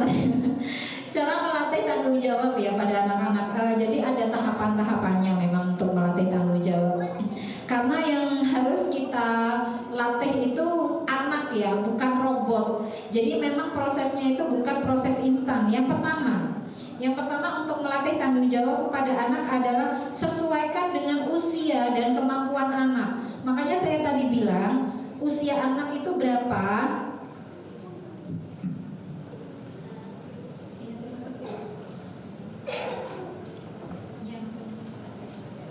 Jadi usia anak berapa, kemampuannya apa, nah itu tanggung jawab kita berikan. Jadi kalau misalnya anak sudah besar nih, misal nih ya, anak sudah SD kelas 4 atau kelas 3, wong sudah SD kelas 3 belum diminta gitu ya, belum diminta untuk naruh tempat makannya ke tempatnya, apalagi sampai nyuci piring. Padahal seharusnya sebenarnya sudah bisa kan Bos, karena anak TK sebenarnya sudah bisa gitu kan. Nah itu makanya saya bilang untuk melatih tanggung jawab, perhatikan usia dan kemampuan anak. Dan itu semua ada Bapak Ibu. Jadi practical life yang kita berikan pada waktu anak-anak masih di TK itu bisa dilanjutkan di rumah. Oh anak TK itu kemampuannya apa? Berarti dia kalau kelas 1 kemampuannya apa? Kelas 2 apa? Kelas 3 apa? Itu sudah bisa kita latih tanggung jawabnya. Jadi jangan bilang kasihan masih kecil gitu ya. Rasulullah itu ditinggal ayah ibunya pada waktu Rasulullah itu masih di dalam kandungan, sudah ditinggal ayahnya. Kemudian beliau saat usia 6 tahun sudah ditinggal oleh Bunda Siti Aminah. Dan apa yang dilakukan oleh Rasulullah saat itu? Hidup dengan dirinya sendiri, dengan kemandiriannya. Bahkan Rasulullah, saya sampai nangis ya. Rasulullah itu kan kekasih Allah gitu, tapi masa kecil beliau itu juga luar biasa. Ada fase-fase di mana Rasulullah harus menjadi pemikul batu ya untuk mendapatkan upah gitu. Bahkan pada waktu itu sampai Rasulullah pernah katanya pada waktu ingin memikul batu sama seperti teman-temannya di suku di Khalifah Quraisy waktu itu ya, di suku Quraisy itu Rasulullah membuka baju untuk ini loh, untuk menahan agar batu yang ditaruh di bahunya nanti nggak berat itu. Tapi kan kemudian Rasulullah dilarang ya oleh malaikat, jadi untuk menjaga auratnya. Jadi bayangin ayah bunda, anak kita itu bukan apa-apa gitu, tapi kok kita itu nggak berani ngasih tanggung jawab untuk anak-anak kita gitu. Kita bukan presiden, kita bukan raja gitu ya, kita juga bukan keturunan Rasulullah gitu ya, istilahnya secara langsung gitu. Tapi kenapa kita itu terlalu memanjakan anak-anak kita dengan hal-hal yang sebenarnya bisa dilakukan gitu? Kan kita itu sama-sama manusia biasa gitu kan. Kenapa kita itu nggak membuat anak-anak kita menyadari, hey, kamu itu manusia biasa, kamu itu akan bersaing dengan 2 miliar manusia yang ada di bumi loh sekarang. Sekarang kan jumlah manusia itu sangat luar biasa. Saya bilang sama anak saya, kamu gak usah manja-manjaan ya. Kamu tidak tahu kamu itu akan jadi apa nanti kalau sudah besar. Kamu mau jadi pecundang atau mau jadi raja atau mau jadi penguasa, takdir kita belum tahu, gitu kan. Tapi kalau misalnya takdir kamu berada di bawah, kamu harus siap menghadapi kehidupan yang paling pahit sekalipun, gitu kan, yang paling sulit sekalipun. Makanya ayah bunda, hari ini yang kita merasa ada uang, ada jabatan, apa iya itu menjamin keabadian anak-anak kita? Apa iya anak-anak kita juga punya takdir dan sama dengan kita? Nah itu pertanyaannya, kenapa sih kita itu melatih tanggung jawab sejak dini? Karena kita nggak pernah tahu nasib kita, ya siapa tahu anak kita hari ini baik-baik saja, kemudian mengalami kecelakaan, kan kita juga nggak tahu. Kemudian tiba-tiba anak-anak kita yang normal kemudian terjadi autis mendadak di usia remaja, ada loh. Bisa autisme terjadi pada usia remaja dewasa. Tiba-tiba anak saya normal-normal aja, oh kok jadi gini. Tiba-tiba anak saya mungkin karena kecelakaan kok jadi gini. Nah itu kita nggak pernah tahu. Makanya saya bilang, melatih keterampilan hidup untuk anak-anak itu upayakan sesuai usianya. Kenapa harus sesuai usia dan kemampuannya? Agar kita juga tidak dolim kepada mereka. Anak saya kelas umur waktu itu si Zaki kelas 3, waktu itu si Zaki anak saya nomor 3. Dia umur 3 tahun pipis dan tidak bilang sama saya karena kebelet, dan dia akhirnya pipis di dalam rumah. Apa yang saya lakukan pada waktu itu? Ambil pel dan kemudian saya bilang sama Zaki, adik sudah pipis sembarangan, silakan pel, ini kain pelnya. Dan itu saya ada di samping Zaki. Karena apa? Karena dia masih 3 tahun. Dia masih 3 tahun, ngepelnya ya masih sembarangan, nggak apa. Karena yang dia pel itu adalah sebuah bentuk tanggung jawab. Kita tidak melihat kebersihannya, tapi tanggung jawab dia. Resiko yang akan dia terima kalau dia melanggar aturan. Dan Zaki waktu itu pel, terus saya gandeng lagi ke kamar mandi. Ayo ini pelnya dibasuh lagi, pel lagi. Nah sudah selesai, saya cuci kakinya Zaki, kemudian saya taruh, kemudian adik tunggu sini, bunda bersihin lagi. Sudah, karena saya sudah mengajarkan konsep najis di dalam rumah. Jadi nggak peduli kalau misalnya 3 tahun dia ternyata sudah bisa pegang pel, ya udah pegangin pel. Kan pel itu bisa dia pegang, toh pelnya juga bukan pel yang berat. Saya ngasih dia pel yang biasa saya pakai, dan ini bisa kok Zaki bisa pegang ini, ya udah ini dipakai. Bukan saya ibu yang tega ya, tapi saya ibu yang tegas. Itu yang saya bilang sama anak-anak saya. Bunda itu tegas, bukan tega. Kalau bunda tega, maka bunda akan membiarkan kamu, memanja kamu dengan segala apa yang bunda punya, dan kamu akan tumbuh menjadi pribadi yang gak bisa apa-apa, yang gak bisa ngapa-ngapain. Anak saya masuk kuliah, diterima di universitas negeri. Saya mulai dari proses administrasi yang paling kecil, saya tidak ikut apa-apa, saya hanya bayar.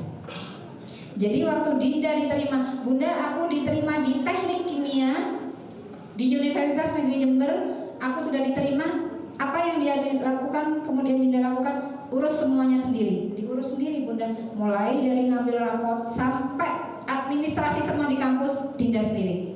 Ini perjalanan safar saya ya. Dan saya cuma tinggal menerima apa kata Dinda. Bunda, ini nomor rekening, silakan Bunda transfer sesuai UKT-nya. Udah. Saya tidak membantu proses apapun. Saya tidak membantu proses apapun. Bayangin orang tua hari ini yang masih repot, anaknya masuk kuliah masih daftarin anaknya, harus dia yang bantu, menunggu nilai pengumuman harus orang tuanya, sampai ngurusinnya kecil-kecil harus orang tuanya. Bayangin Bunda. Dan anak saya sekarang yang kedua masuk fakultas hukum juga sama. Bunda mau ini tanya sama Mbak prosesnya seperti apa, urus sendiri, Bunda tinggal bayar. Dan itu yang dilakukan anak-anak saya. Jadi tidak ada yang namanya orang tua harus repot-repot cari pengumumannya anak saya sudah diterima enggak ya, kemudian Bunda yang harus begadang, kemudian Bunda yang harus ngurus ini, ngurus itu, enggak ada ceritanya Ustazah. Karena menurut saya kamu mampu ya lakukan gitu. Kalau kamu nggak mampu baru Bunda yang akan membantu. Itu yang saya lakukan. Jadi kalau hari ini kita lihat anak-anak lulus SMA ternyata untuk ngurus masalah administrasi saja ayah bundanya itu masih ikut-ikutan, Bu, tolong nanti diperiksa kembali bagaimana kita melatih kemandirian dan tanggung jawab anak-anak kita, begitu ya Bunda. Kemudian yang berikutnya, kenapa sih kita harus melatih tanggung jawab gitu? Caranya setelah kita itu melihat kemampuan anak, berarti kita harus menciptakan pembiasaan. Makanya saya bilang pembiasaan itu dibentuk di rumah. Jadi bagaimana anak-anak itu bangun tidur, apa yang harus dia lakukan. Kemudian kalau hari libur, apa yang dia harus lakukan, itu memang harus dari pembiasaan. Kalau nggak dibiasakan nggak bisa. Anak laki-laki saya kenapa bisa nanak nasi gitu, masih umur kelas 4 SD, kelas 5 SD, karena saya biasakan. Saya dampingi dari awal, nyuci beras itu harus begini, cara nyuci berasnya begini, pegang untuk.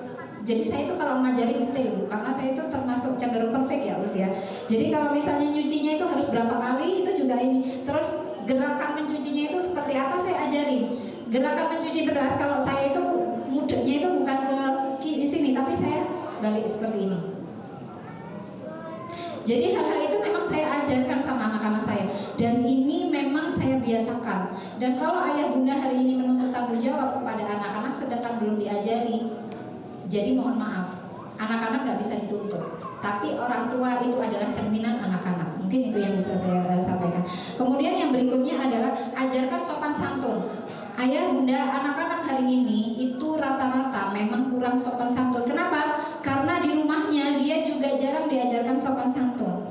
Di rumahnya orang tua lupa mengajarkan, Dek, kalau lewat di depan orang tua silahkan tundukkan badan dan kemudian bilang permisi. Dek, kalau kamu berada di pertokoan kemudian ada yang membukakan pintu buat kamu, silahkan tatap dia dan ucapkan terima kasih sambil senyum. Dek, kalau kamu ada di rumah makan, apa yang harus kamu lakukan setelah kamu menerima makanan dari pramusaji? Katakan terima kasih. Dek, apa yang harus kamu lakukan kalau kamu sudah selesai makan di rumah makan? Tata piringnya, bersihkan, serbet mejanya. Jadi pada waktu kamu sudah selesai pulang dari situ, pramusajinya itu cuma tinggal ngambil aja, tinggal ngambil sudah bersih, Ustazah.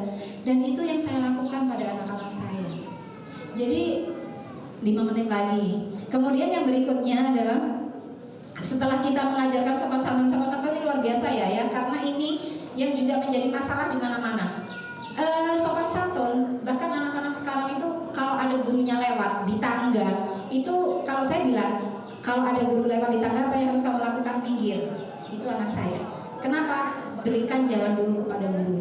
Dan kalau ketemu gurumu lewat, apa yang harus kamu lakukan? Saling tangan. Selama saling tangan itu masih diperbolehkan untuk usia tertentu. Tapi kalau sudah nggak diperbolehkan, berarti kamu cukup menangkupkan tangan untuk yang lawan jenis. Itu yang saya lakukan. Jadi kalau dibilang saya ibu yang cukup keras untuk masalah sopan santun, iya, saya itu ibu yang sangat keras untuk masalah sopan santun. Dan bahkan hanya untuk ber-WA, Ustazah, ber-WA di HP, itu kalau anak saya nggak ngomong Assalamualaikum Bunda, saya nggak akan jawab. Apalagi kalau misalnya cukup dengan menulis kata Y, GPL, saya nggak akan jawab. Jadi kalau misalnya Bunda, tapi nggak Assalamualaikum, saya bilang mana salamnya? Langsung Assalamualaikum Bunda.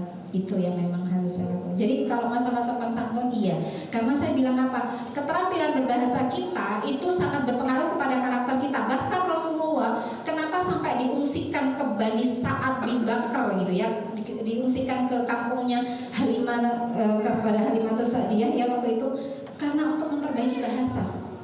Dan hari ini kita lihat anak-anak kita yang ngomongnya nyun sewu ya, anjir gitu-gitu ya. Iya, terus kemudian sama orang tuanya, kamu nanya gitu ya. Kalau gitu, kalau jangan sampai anak saya ngomong kamu nanya seperti itu. Kalau sudah ngomong itu habislah dia dapat terima berapa SKS itu kuliahnya dari saya ya. Kalau gitu ini anak-anak sekarang bahaya tang gitu kan, bahaya tang gitu ya. Ya tapi yang bikin jengkel itu saya sering lihat anak-anak itu ngomong gini loh, kamu nanya ya gitu sama orang tuanya, ih gitu kan, dan orang tuanya itu juga ngempeng-ngempeng aja gitu ya. Dan orang tuanya juga nggak memberikan dia nggak sopan gitu, enggak, udah dibiarin aja. Yang gimana sekarang yang ketiga bercanda Iya bercanda ya gitu, bercanda ya gitu kan. Nah itu, nah akhirnya anak-anak nggak punya sopan santun di situ. Padahal Rasulullah itu luar biasa loh. Bahkan Rasulullah itu kalau diajak ngomong itu kan begini ya usia, menatap gitu kan. Nah itu anak itu cerminan kita. Jadi ayah bunda kalau misalnya mau anaknya sopan santun ya kacanya kita gitu kan. Jadi kalau misalnya jalan di mana, oh ya ketemu, oh ya assalamualaikum ya seperti itu.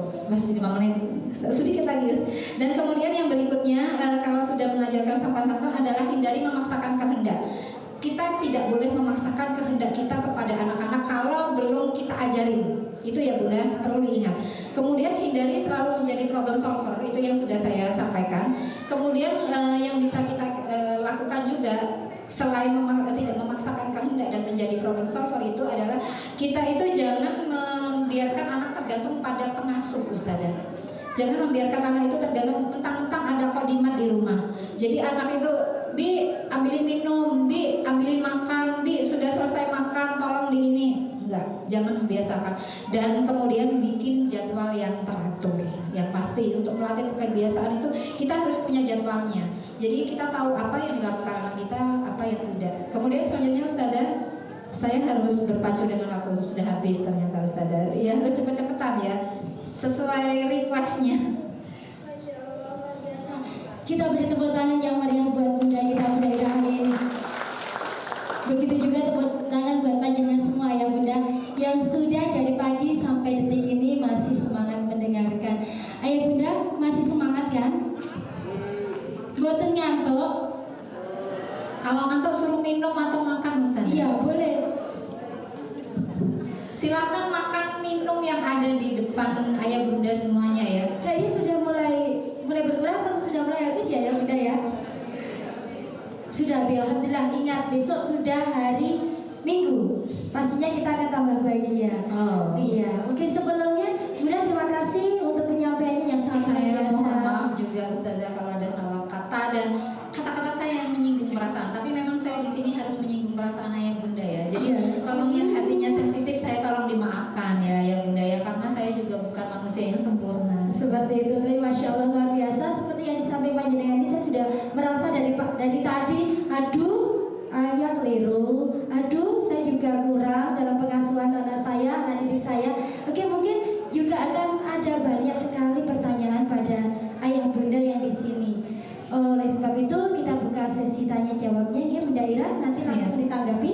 Siap Ustazah, monggo tergantung bagaimana Ustazah yang mengaturnya. Oke, terima kasih. Nanti ada penanya dan nanti akan langsung ditanggapi sama Bunda Ira. Oke, sebelum kita buka pertanyaannya, ayah bunda biar tambah semangat gak ngantuk. Yuk, tepuk satu. Masih belum kompak kayaknya. Tepuk satu, tepuk satu, tepuk dua, tepuk banyak. Oke, terima kasih. Kami buka dulu sesi pertanyaan dari sebelah bunda atau mau dari ayah dulu? Dari sebelah bunda. Mohon maaf, dua penanya dulu ya Bunda Ira ya. Iya, mohon maaf. Silakan. Teman-teman panitia minta tolong ya untuk silakan Ustaz. Bunda.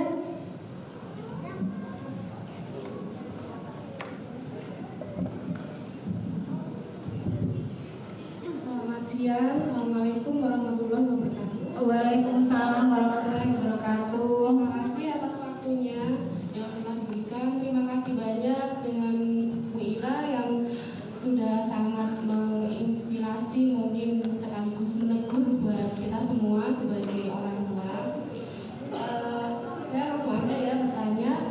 tadi terkait dengan mengarahkan anak supaya bisa jadi decision maker. Itu dimulai dari kapan, dan kalau misalnya kita sebagai orang tua, kan tadi ada contoh beberapa yang mengarahkan misalnya bercerita tentang dia kuliah tapi salah jurusan gitu kan, karena dari saran orang tuanya gitu. Nah, bagaimana kita membatasi bahwa kita itu menyetir ya, istilahnya Tidak mengintervensi gitu ya Bunda ya. Intervensi saat pemilihan mungkin sekolah. Kadang kan cita-cita orang tua mungkin setting anaknya pengen nanti Jadi dokter. dari jenjang SD dulu, misalnya dari SD nanti masuk ke sekolah favorit sini situ gitu. Kemudian juga tentang misalnya tentang les gitu, les bimbingan sekolah. Apakah kita juga perlu menawarkan ke anak, atau kita bisa menyarankan, memutuskan oh anak ini perlu tambahan belajar dengan les ini, les itu, seperti itu. Terima kasih. Iya, terima kasih informasinya. Baik. Izin langsung saya jawab ya Bunda ya, terkait mengarahkan anak dan bagaimana mengarahkan anak itu untuk menjadi decision maker gitu ya. Dia mampu melakukan decision maker gini. Pada waktu kita mulai ngajarin anak-anak itu practical life ya Bunda. Practical life itu adalah keterampilan hidup sehari-hari, atau yang kita bilang juga dengan life skill. Itu sebenarnya kita itu secara tidak langsung itu sedang mengasuh anak untuk dia bisa ambil keputusan. Misal pada waktu kita menyuruh dia nyapu rumah ya. Adek rumahnya kotor, silakan disapu, minta tolong ya Bunda gitu kan. Kemudian anak ini nyapu. Nah, pada waktu dia menyapu ternyata ada kotoran itu yang sangat susah diambil sama dia. Nah, pada waktu itu kan anak kebingungan nih gimana nih. Maka Bunda bisa bilang, coba pikirin bagaimana kamu bisa membersihkan kotoran itu, dan kotoran itu bisa bersih dan kamu menyelesaikan tugas-tugasmu gitu. Anak itu di situ udah mikir, Bun. Oh, berarti kalau kotorannya di situ dan aku harus selesai, berarti aku harus ngapain ya? Nah, biarkan dia berpikir dulu. Kalau misalnya dia kesulitan berpikir, maka Bunda langsung deketin. Dek, kamu kan bisa ya, kalau misalnya memang itu sulit untuk disapu gitu. Misalnya kamu bisa minta tolong Bunda, misalnya untuk sekedar mengambil itu saja, terus setelah itu dilanjutkan lagi. Atau kamu itu mungkin ngambil sapu yang lebih panjang. Kemudian, nah ini sebenarnya mengajarkan anak-anak untuk melakukan decision maker pada waktu, dan kemudian yang bisa saya lakukan juga pada waktu saya di rumah nih sama Dinda kan. Jadi saya bilang sama Dinda, Mbak, untuk hari ini kita masak tumis kangkung atau cak kangkung gitu ya. Maka kamu bisa bantukan. Nah, bisa Bunda. Ya udah kamu yang ngerjakan ya. Udah dikerjakan sama Dinda. Kemudian Dinda merasa kok istilahnya udang ini susah kan, kalau bikin cak kangkung saya pasti ada udangnya gitu. Nah, kok udang ini kok aku nggak suka yang ngupas udang gitu. Apa yang aku lakukan? Kebetulan adiknya yang nomor 3 itu suka ngupas udang. Jadi dia bilang sama Zaki, berarti aku mau motong-motong kangkung tapi yang ngupas udangnya Zaki gitu. Nah, itu bagian dari kita melakukan bagian dari kita itu melatih anak-anak itu melakukan decision maker Bunda. Dan kemudian yang nomor 2, karena yang nomor 2 ini kurang suka kalau misalnya dia disuruh-suruh gitu. Terus saya bilang sama dia, Mas kamu mau ngapain gitu kan, adikmu sama kakakmu sudah sibuk di dapur, kamu mau ngapain gitu. Terus akhirnya dia memutuskan, aku misalnya mau bersihin kamar atau apa ya silakan gitu. Dan model bagaimana dia membersihkan kamar dan menata kamarnya itu adalah keputusan dia, dan saya tidak ikut-ikut gitu. Makanya anak saya itu sampai pernah ngomong begini sama saya pada waktu dia sempat marah waktu itu sama salah satu guru BK-nya, itu pernah bilang gini, guruku itu nggak bisa menghormati privasiku, bundaku aja bisa menghormati privasiku, harusnya kan nggak seperti ini ya Bunda gitu kan. Nah, itu yang pernah disampaikan. Jadi anak-anak itu kalau misalnya kita sudah terbiasa melatih dia untuk menghadapi kesulitan, maka dia itu akan terbiasa untuk mengambil decision maker. Jadi misalnya seperti Irham nih, anak saya nomor 2. Pada waktu itu dia kepingin HP yang bagus. Pada waktu itu dia masih SMP kelas 1. Terus saya bilang, Bunda nggak punya uang untuk beliin HP yang bagus gitu. Ayah juga nggak ada uang untuk beli HP baru gitu. Apa yang dia lakukan? Kemudian dia itu berpikir, aku itu harus punya HP baru karena aku mau melakukan. Dia dia kan senang utak-atik gitu kan. Kemudian dia punya sesuatu memang yang harus dia kerjakan dengan HP baru. Maka apa yang dia lakukan? Ternyata waktu itu bunda saya melihat dia itu, kok anak ini kadang-kadang lihat HP, kadang pinjam ke saya, atau kadang pakai HP-nya yang sudah jelek itu. Kemudian dia itu ikut program giveaway, dan ternyata dia pilih memang giveaway yang kemungkinan dia punya peluang lolos yang cukup besar. Ternyata beneran dia pada waktu itu tahun 2018 dia itu dapat HP yang harganya cukup mahal pada waktu itu. Jadi waktu itu saya bilang, loh mas, kamu dapat HP ini? Iya bunda, aku menang giveaway gitu. Jadi waktu itu HP-nya datang maghrib. Waktu itu maghrib saya waktu itu lagi di dalam rumah, terus ada paket kan. Kemudian Irham gitu, tanya Irham. Terus tiba-tiba anak saya itu keluar kan, terus dia terima itu ya paketnya. Terus udah gitu dia masuk rumah itu sorak-sorak gitu. Kemudian dia sampai sujud syukur, kenapa nih anak saya gitu kan. Emang kenapa mas? Bunda, aku dapat hadiah HP dari giveaway gitu. Ini HP-nya. Oh iya, kamu ikut giveaway apa gitu kan, saya tanya waktu itu. Aku cari giveaway yang kemungkinan aku bisa menang. Jadi di situ itu sebenarnya ada proses decision maker bunda. Jadi mana yang akhirnya dia memungkinkan lolos dan dia dapat hadiah, itu memang dia sudah pikirin gitu ya. Dan ini yang akhirnya memang saya arahkan untuk anak-anak saya. Jadi kalau kamu punya kesulitan, selesaikan dulu dengan caramu. Kalau kamu nggak bisa, baru kamu minta tolong. Itu yang saya lakukan. Termasuk nata kulkas. Saya itu kan ibu yang biasa melakukan food preparation. Kulkas saya itu kan tertata gitu kan. Tapi ada masa-masa saya bilang begini sama anak saya, Dek, bunda kulkasnya berantakan, tolong dong ditata. Nah, pada waktu anak-anak nata ini bu, itu sebenarnya dia sedang melakukan decision maker. Gimana nih, misalnya barang-barang yang seperti ini bisa tertata dengan baik dan masuk kulkas semua gitu.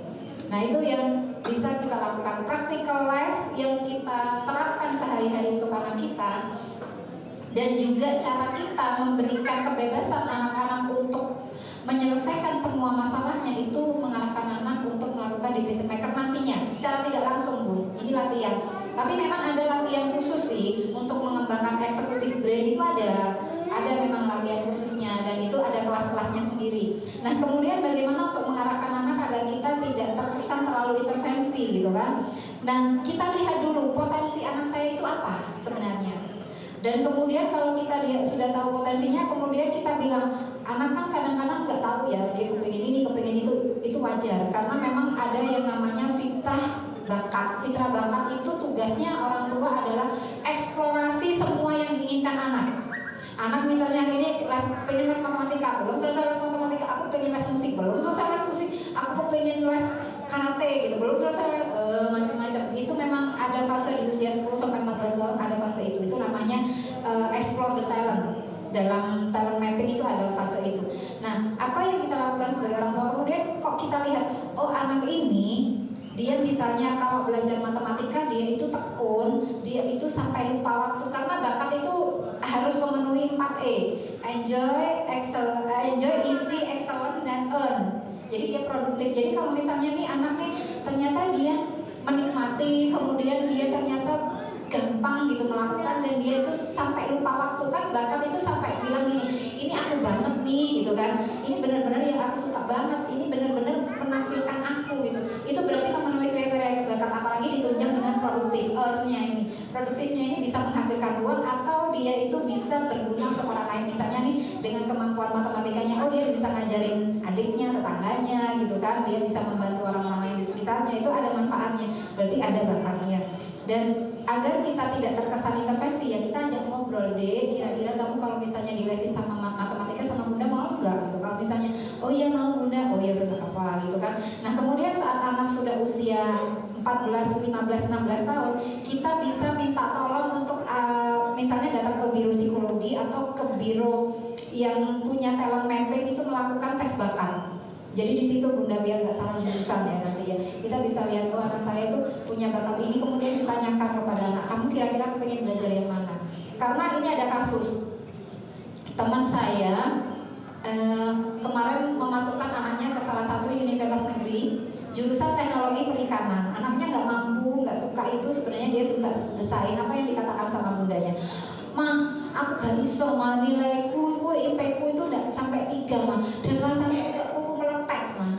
belajar ini. Dan apa jawaban ibunya? Ya wes Adek, yang penting kamu lulus, Bunda nggak lihat nilaimu. Padahal masuk situ itu Bun, biaya yang diperlukan karena dia tidak lolos SNPTN ya, masuk lewat jalur mandiri itu sekitar 55 juta. Dan saya bilang, lah Bu, sampai terus malah saya apa Bu? Seperti itu kalau sudah nggak ada begitu. Ya Bu, ya mana ya Bu Ira, ya wes lah, ngomong gitu kan. Jadi anak nggak bahagia, ibu juga akhirnya merasa ya wes ya kok meneh gitu kan. Masih nilaimu ke apik ya rapopo, pokoknya sih penting lulus. Itu jawaban ibunya. Kemarin kejadiannya baru saya makan di Talabu, anaknya jawab katanya yang desain sampai paksa-paksa ngomong mlebu teknologi ini juga, saya bilang gitu. Ya orangnya ngomong silahkan meletak mah. Kasihan ya Bu ya meletak. Jadi itu ya Bunda ya. Jadi silahkan bantu anak-anak di rumah dengan praktikal life dan juga jangan selalu menolong kesulitan anak. Seperti itu Bu Hidayah. Oke, terima kasih. Sudah puas Bunda? Alhamdulillah, semoga nanti kita bisa praktekkan di rumah langsung nih.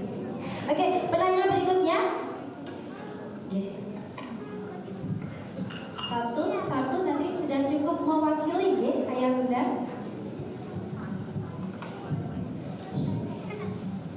Assalamualaikum warahmatullahi wabarakatuh. Saya langsung bertanya aja Ibu. Jadi untuk menjadikan mindful parenting itu orang tua harus tuntas emosinya dulu ya. Betul. Jadi ini ada sedikit saya udah ada kesepakatan dengan anak saya bahwa dia main HP Sabtu dan Ahad itu 2 jam. Ya, ternyata melanggar. Nah, apa saya nggak boleh emosi dan gitu Bu? Boleh. Dia itu ngambek Bu, nggak mau makan, nggak mau itu loh. Terus saya bagaimana? Itu yang pertama Bu. Yang kedua tentang problem solver orang tua tadi Bu ya. Saya pernah mengalami kejadian katakanlah di MTS, dia ketinggalan barang, kemudian saya disuruh mengantarnya. Kemudian saya jadi nganjuk, saya nggak bisa ngantar. Dan anak saya itu dibully oleh teman-temannya Bu. Bapakmu lu nggak peduli, gitu deh Bu, sama kamu itu. Nah, kan kok tolongin bapakmu itu deh Bu, itu. Jadi kira-kira bagaimana solusinya? Dan saya akan belajar dari sikap ini nanti. Kalau memang kita tanggung jawabnya, saya katakan tanggung jawabnya seperti itu. Tapi teman-teman yang bisa seperti itu. Mohon tanggapannya Bu. Assalamualaikum warahmatullahi wabarakatuh. Waalaikumsalam warahmatullahi wabarakatuh. Ayah begini Ayah, apakah saya nggak boleh emosi kalau anak saya melanggar gitu ya? Kan dalam mindful parenting itu kita boleh emosi, tapi tidak melepaskan emosi itu dengan reaksi yang akhirnya membuat anak itu kayak ketakutan gitu ya. Jadi emosi itu kita terima, kita pahami, dan kemudian setelah kita pahami dengan baik, akhirnya ada pengendalian diri dari kita nih, sudah ada pengendalian diri, baru kita omongin. Ayah marah loh Dek, gitu. Ayah marah loh Dek dengan kamu melanggar perjanjian ini. Makanya pada waktu kita melakukan disiplin pada anak-anak itu ada 3 hal yang harus dipenuhi. Pada waktu kita ingin menerapkan disiplin, yang pertama adalah bicarakan kesepakatan. Kan Bapak sama anak sudah bicara ya kesepakatannya. Oh ya sudah. Berarti kalau aturannya 3 jam atau 2 jam, hari Sabtu dan Ahad kamu melanggar, yang kedua berlaku. Yang kedua berlaku ini adalah apa konsekuensi yang harus Bapak lakukan dan harus kamu lakukan juga. Jadi konsekuensi itu diberikan dari 2 pihak. Jadi Bapak akan memberikan konsekuensi kepada kamu, dan kamu juga karena kamu telah melakukan pelanggaran harus memberikan konsekuensi kepada ayah sesuatu yang sifatnya positif ya. Nah itu yang sudah disampaikan. Dan yang ketiga, pada waktu kita ingin menerapkan disiplin positif, maka kita harus mengidentifikasi terlebih dahulu kebutuhan dasar anak itu apa. Jadi kenapa sih kamu itu cukup punya waktu 2 jam atau 3 jam untuk main HP? Karena pertama, kamu butuh untuk istirahat gitu kan. Kamu yang kedua butuh untuk belajar. Dan yang ketiga, kebutuhan otak kamu untuk tidak terpapar oleh yang namanya radiasi gadget itu benar-benar harus diperhatikan. Karena hari ini ada penelitian yang mengatakan saat anak-anak bahkan orang dewasa pun terlalu banyak bermain gadget, maka apa yang akan terjadi? Ada yang namanya fenomena popcorn brain. Popcorn brain itu membuat anak-anak cenderung mudah meledak, marah-marah, cenderung mudah bosen. Ini penelitian dari Dr. Li Jingjing dari Taiwan. Terus teori dari Profesor David Levy juga dari Amerika Serikat. Jadi saat anak-anak ini mengalami popcorn brain, dia akan cenderung mudah meledak, mudah bosen, kemudian dia selalu terburu-buru, dan bahkan kemudian dia bisa melupakan tugas-tugas nantinya akan begitu. Nah, ini yang harus kita sampaikan kepada anak. Kebutuhan kamu itu ini loh, dek, kamu butuh istirahat, kamu butuh belajar, otak kamu juga butuh istirahat. Itu yang harus disampaikan. Dan kamu butuh bergerak. Karena anak-anak itu yang kenapa sih sekarang itu mereka sibuk main HP juga karena kebutuhan geraknya kurang, ayah. Makanya tadi Ustazah Nia sebenarnya ngajak kita itu naik-naik ke puncak gunung. Itu sebenarnya kalau kita telaah dari ilmu neuroscience, saat tubuh bergerak di pagi hari, maka apa yang akan kita terima di tubuh kita? Hormon yang ada di tubuh kita, yaitu dopamin, itu dikeluarkan oleh hipotalamus. Jadi ada bagian otak yang namanya hipotalamus, itu mengeluarkan hormon-hormon yang ada di dalam tubuh, baik itu kortisol, serotonin, oksitosin, dopamin. Nah, saat kita bergerak, apa nih perintahnya otak kepada hipotalamus? Ada gerakan nih, coba nih keluarin nih hormon dopaminmu, kortisolmu yang sudah naik diturunin. Itu yang sedang dilakukan oleh otak. Makanya Pak, kenapa zamannya Pak Harto dulu ya, saya bilang zaman pemerintahan Pak Harto. Mungkin kalau generasi X tidak kenal ya sama Pak Harto, tapi yang generasi baby boomer, generasi X, kalau generasi milenial nggak kenal, tapi generasi X, generasi Y mungkin yang masih ikut sekolah zaman Pak Harto. Ustazah Nia masih ya. Itu kalau pagi kita kan SKJ ya Pak ya. SKJ itu tujuannya itu Ustazah, untuk membentuk apa? Untuk membentuk anak-anak itu pagi hari itu hormon dopaminnya keluar agar apa? Agar bahagia. Makanya anak SD sekarang itu gampang marah, gampang bete karena belum keluar hormon dopaminnya. Makanya ayah butuh gerak. Dan dalam psikologi positif dikatakan salah satu wonder drug, obat ajaib untuk tubuh yang sedang mengalami depresi, stres, itu adalah exercise. Exercise itu maksudnya apa? Ya latihan, bergerak, jangan mager. Makanya bunda-bunda kalau lagi galau, bete, kalau lagi sebel sama suami, jangan mager, harus bergerak. Ya jangan shopping juga, lalu siram-siram tanaman, atau malah setrika baju gitu ya, setrika baju, atau malah ngepel-ngepel, itu bagus.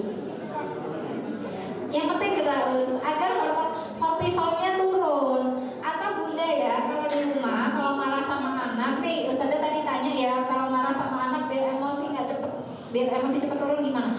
Salah satu tips saya yang paling gampang, kalau bunda lagi marah, kesel, mau marah sama suami nggak bisa kan, bunda itu lari ke dapur. Lari ke dapur ngapain? Ambil pisau ya. Nah, jangan ambil pisau bu. Apa yang bunda lakukan? Duduk loh bun, duduk di ini loh, tempat cuci piring itu kan biasanya agak tinggi ya. Atau cari kursi tinggi nggak apa-apa. Bunda duduk di kursi yang agak tinggi itu, kemudian kakinya, nah misalnya tuh kayak si adik nih, duduk seperti si adik itu, kemudian kakinya digoyang-goyang. Agar apa? Agar hormon kortisol yang ada di otak turun, Gus. Dan kemudian minum air putih. Karena apa bun? Hormon kortisol kalau kemudian dia menetap di tubuh, kalau dia larinya ke sendi-sendi, itu bikin ayah bunda gampang apa? Kena asam urat, kena rematik. Makanya cek sekarang aku umurku piro ya, bisa asam urat gitu ya. Umurku piro ya, bisa rematik gitu ya. Nah itu dicek. Dan kalau gitu bunda-bunda masih nggak takut dengan asam urat dan rematik, obati gitu kan. Apa yang terjadi bunda? Kalau kortisol di otak bunda semakin banyak dan bunda nggak bisa menurunkan kortisol itu, kalau kortisol itu lari ke wajah bunda, apa yang akan terjadi? Ngeflek. Akhirnya apa yang terjadi? Skincare kita akan semakin banyak Ustazah. Kalau saya ini lagi gosok karena saya kemarin habis dari Palangkaraya Ustazah. Saya naik gunung kemarin, naik turun gunung, terus susur sungai. Saya kemarin dari Palangkaraya. Besok mau ke Pontianak Senin besok. Jadi ya saya hobi naik turun gunung. Jadi kalau gosoknya kita itu kemudian jangan-jangan saya gosok nih karena kebanyakan hormon kortisol, harga skincare mahal gitu. Jadi bukan nggak jadi marah gitu ya Gus. Jadi begitu ya ayah. Jadi kemudian bullying.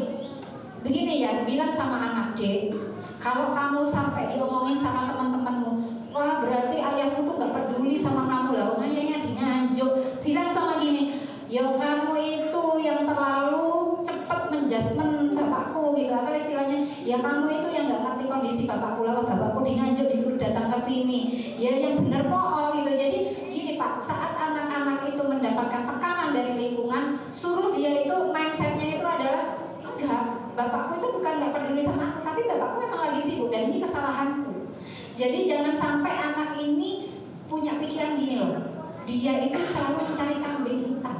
Kalau saya sama anak-anak saya selalu bilang begini, apapun kesalahan yang kamu lakukan, nomor satu yang kamu lakukan, jangan cari kambing hitam. Jadi pada waktu kurban itu saya biasa ngomong begini sama saudara-saudara saya, sama teman-teman saya, kalau kamu mau berkurban, jangan hanya kamu korban kambing, tapi biasakan juga jangan mencari kambing hitam, ya kan? Jadi kalau misalnya kita melakukan sama, jangan mencari kambing hitam, karena itu sama-sama dengan kita membuat orang lain itu berkorban untuk kita. Jadi kayak gitu ya. Jadi seperti itulah. Jadi berhenti juga mengkambing hitamkan keadaan. Dan itu harus kita sounding terus. Kalau kamu melakukan kesalahan, tanya diri sendiri, ini memang salahku atau siapa? Jangan cari kesalahan orang lain. Jadi seperti itu. Semoga bisa menjawab ya Ustaz. Gimana ya, sudah cukup? Alhamdulillah, sudah bisa kita praktekkan. Ayah Bunda, semua pemaparan dari Bunda Ira, apakah masih ada yang mau bertanya? Cukup? Alhamdulillah, jadi saya menyimpulkan Bunda Ira, mohon maaf jika kurang kesimpulan dari saya. Untuk mindful parenting ini kita harus menjadi orang tua yang bahagia. Untuk mindful ini kita juga harus hadir. Seperti itu Bunda, bisakah menambahi lagi Bunda? Hadir itu hadir secara emosi, hadir secara fisik Ustazah. Bukan hanya fisik, ada fisik kan. Karena pada waktu anak bermain itu Bunda, anak itu akan noleh ke kita. Bahkan sebuah penelitian di Singapura itu menyatakan saat anak itu sedang bermain bersama orang tuanya, ada 300 sekian kali dia noleh kepada ibunya. Terima kasih Ayah Bunda. Yuk kita beri tepuk tangan yang meriah sekali lagi buat pemateri kita hari ini. Terima kasih Ayah Bunda. Sekali lagi mari kita menjadi orang tua yang bahagia dan orang tua yang bijak dalam mendidik anak-anak kita.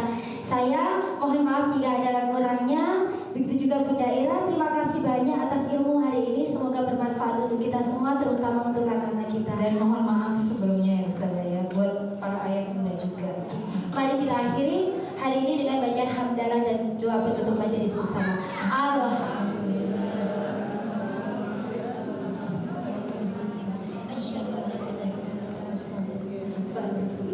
Wassalamualaikum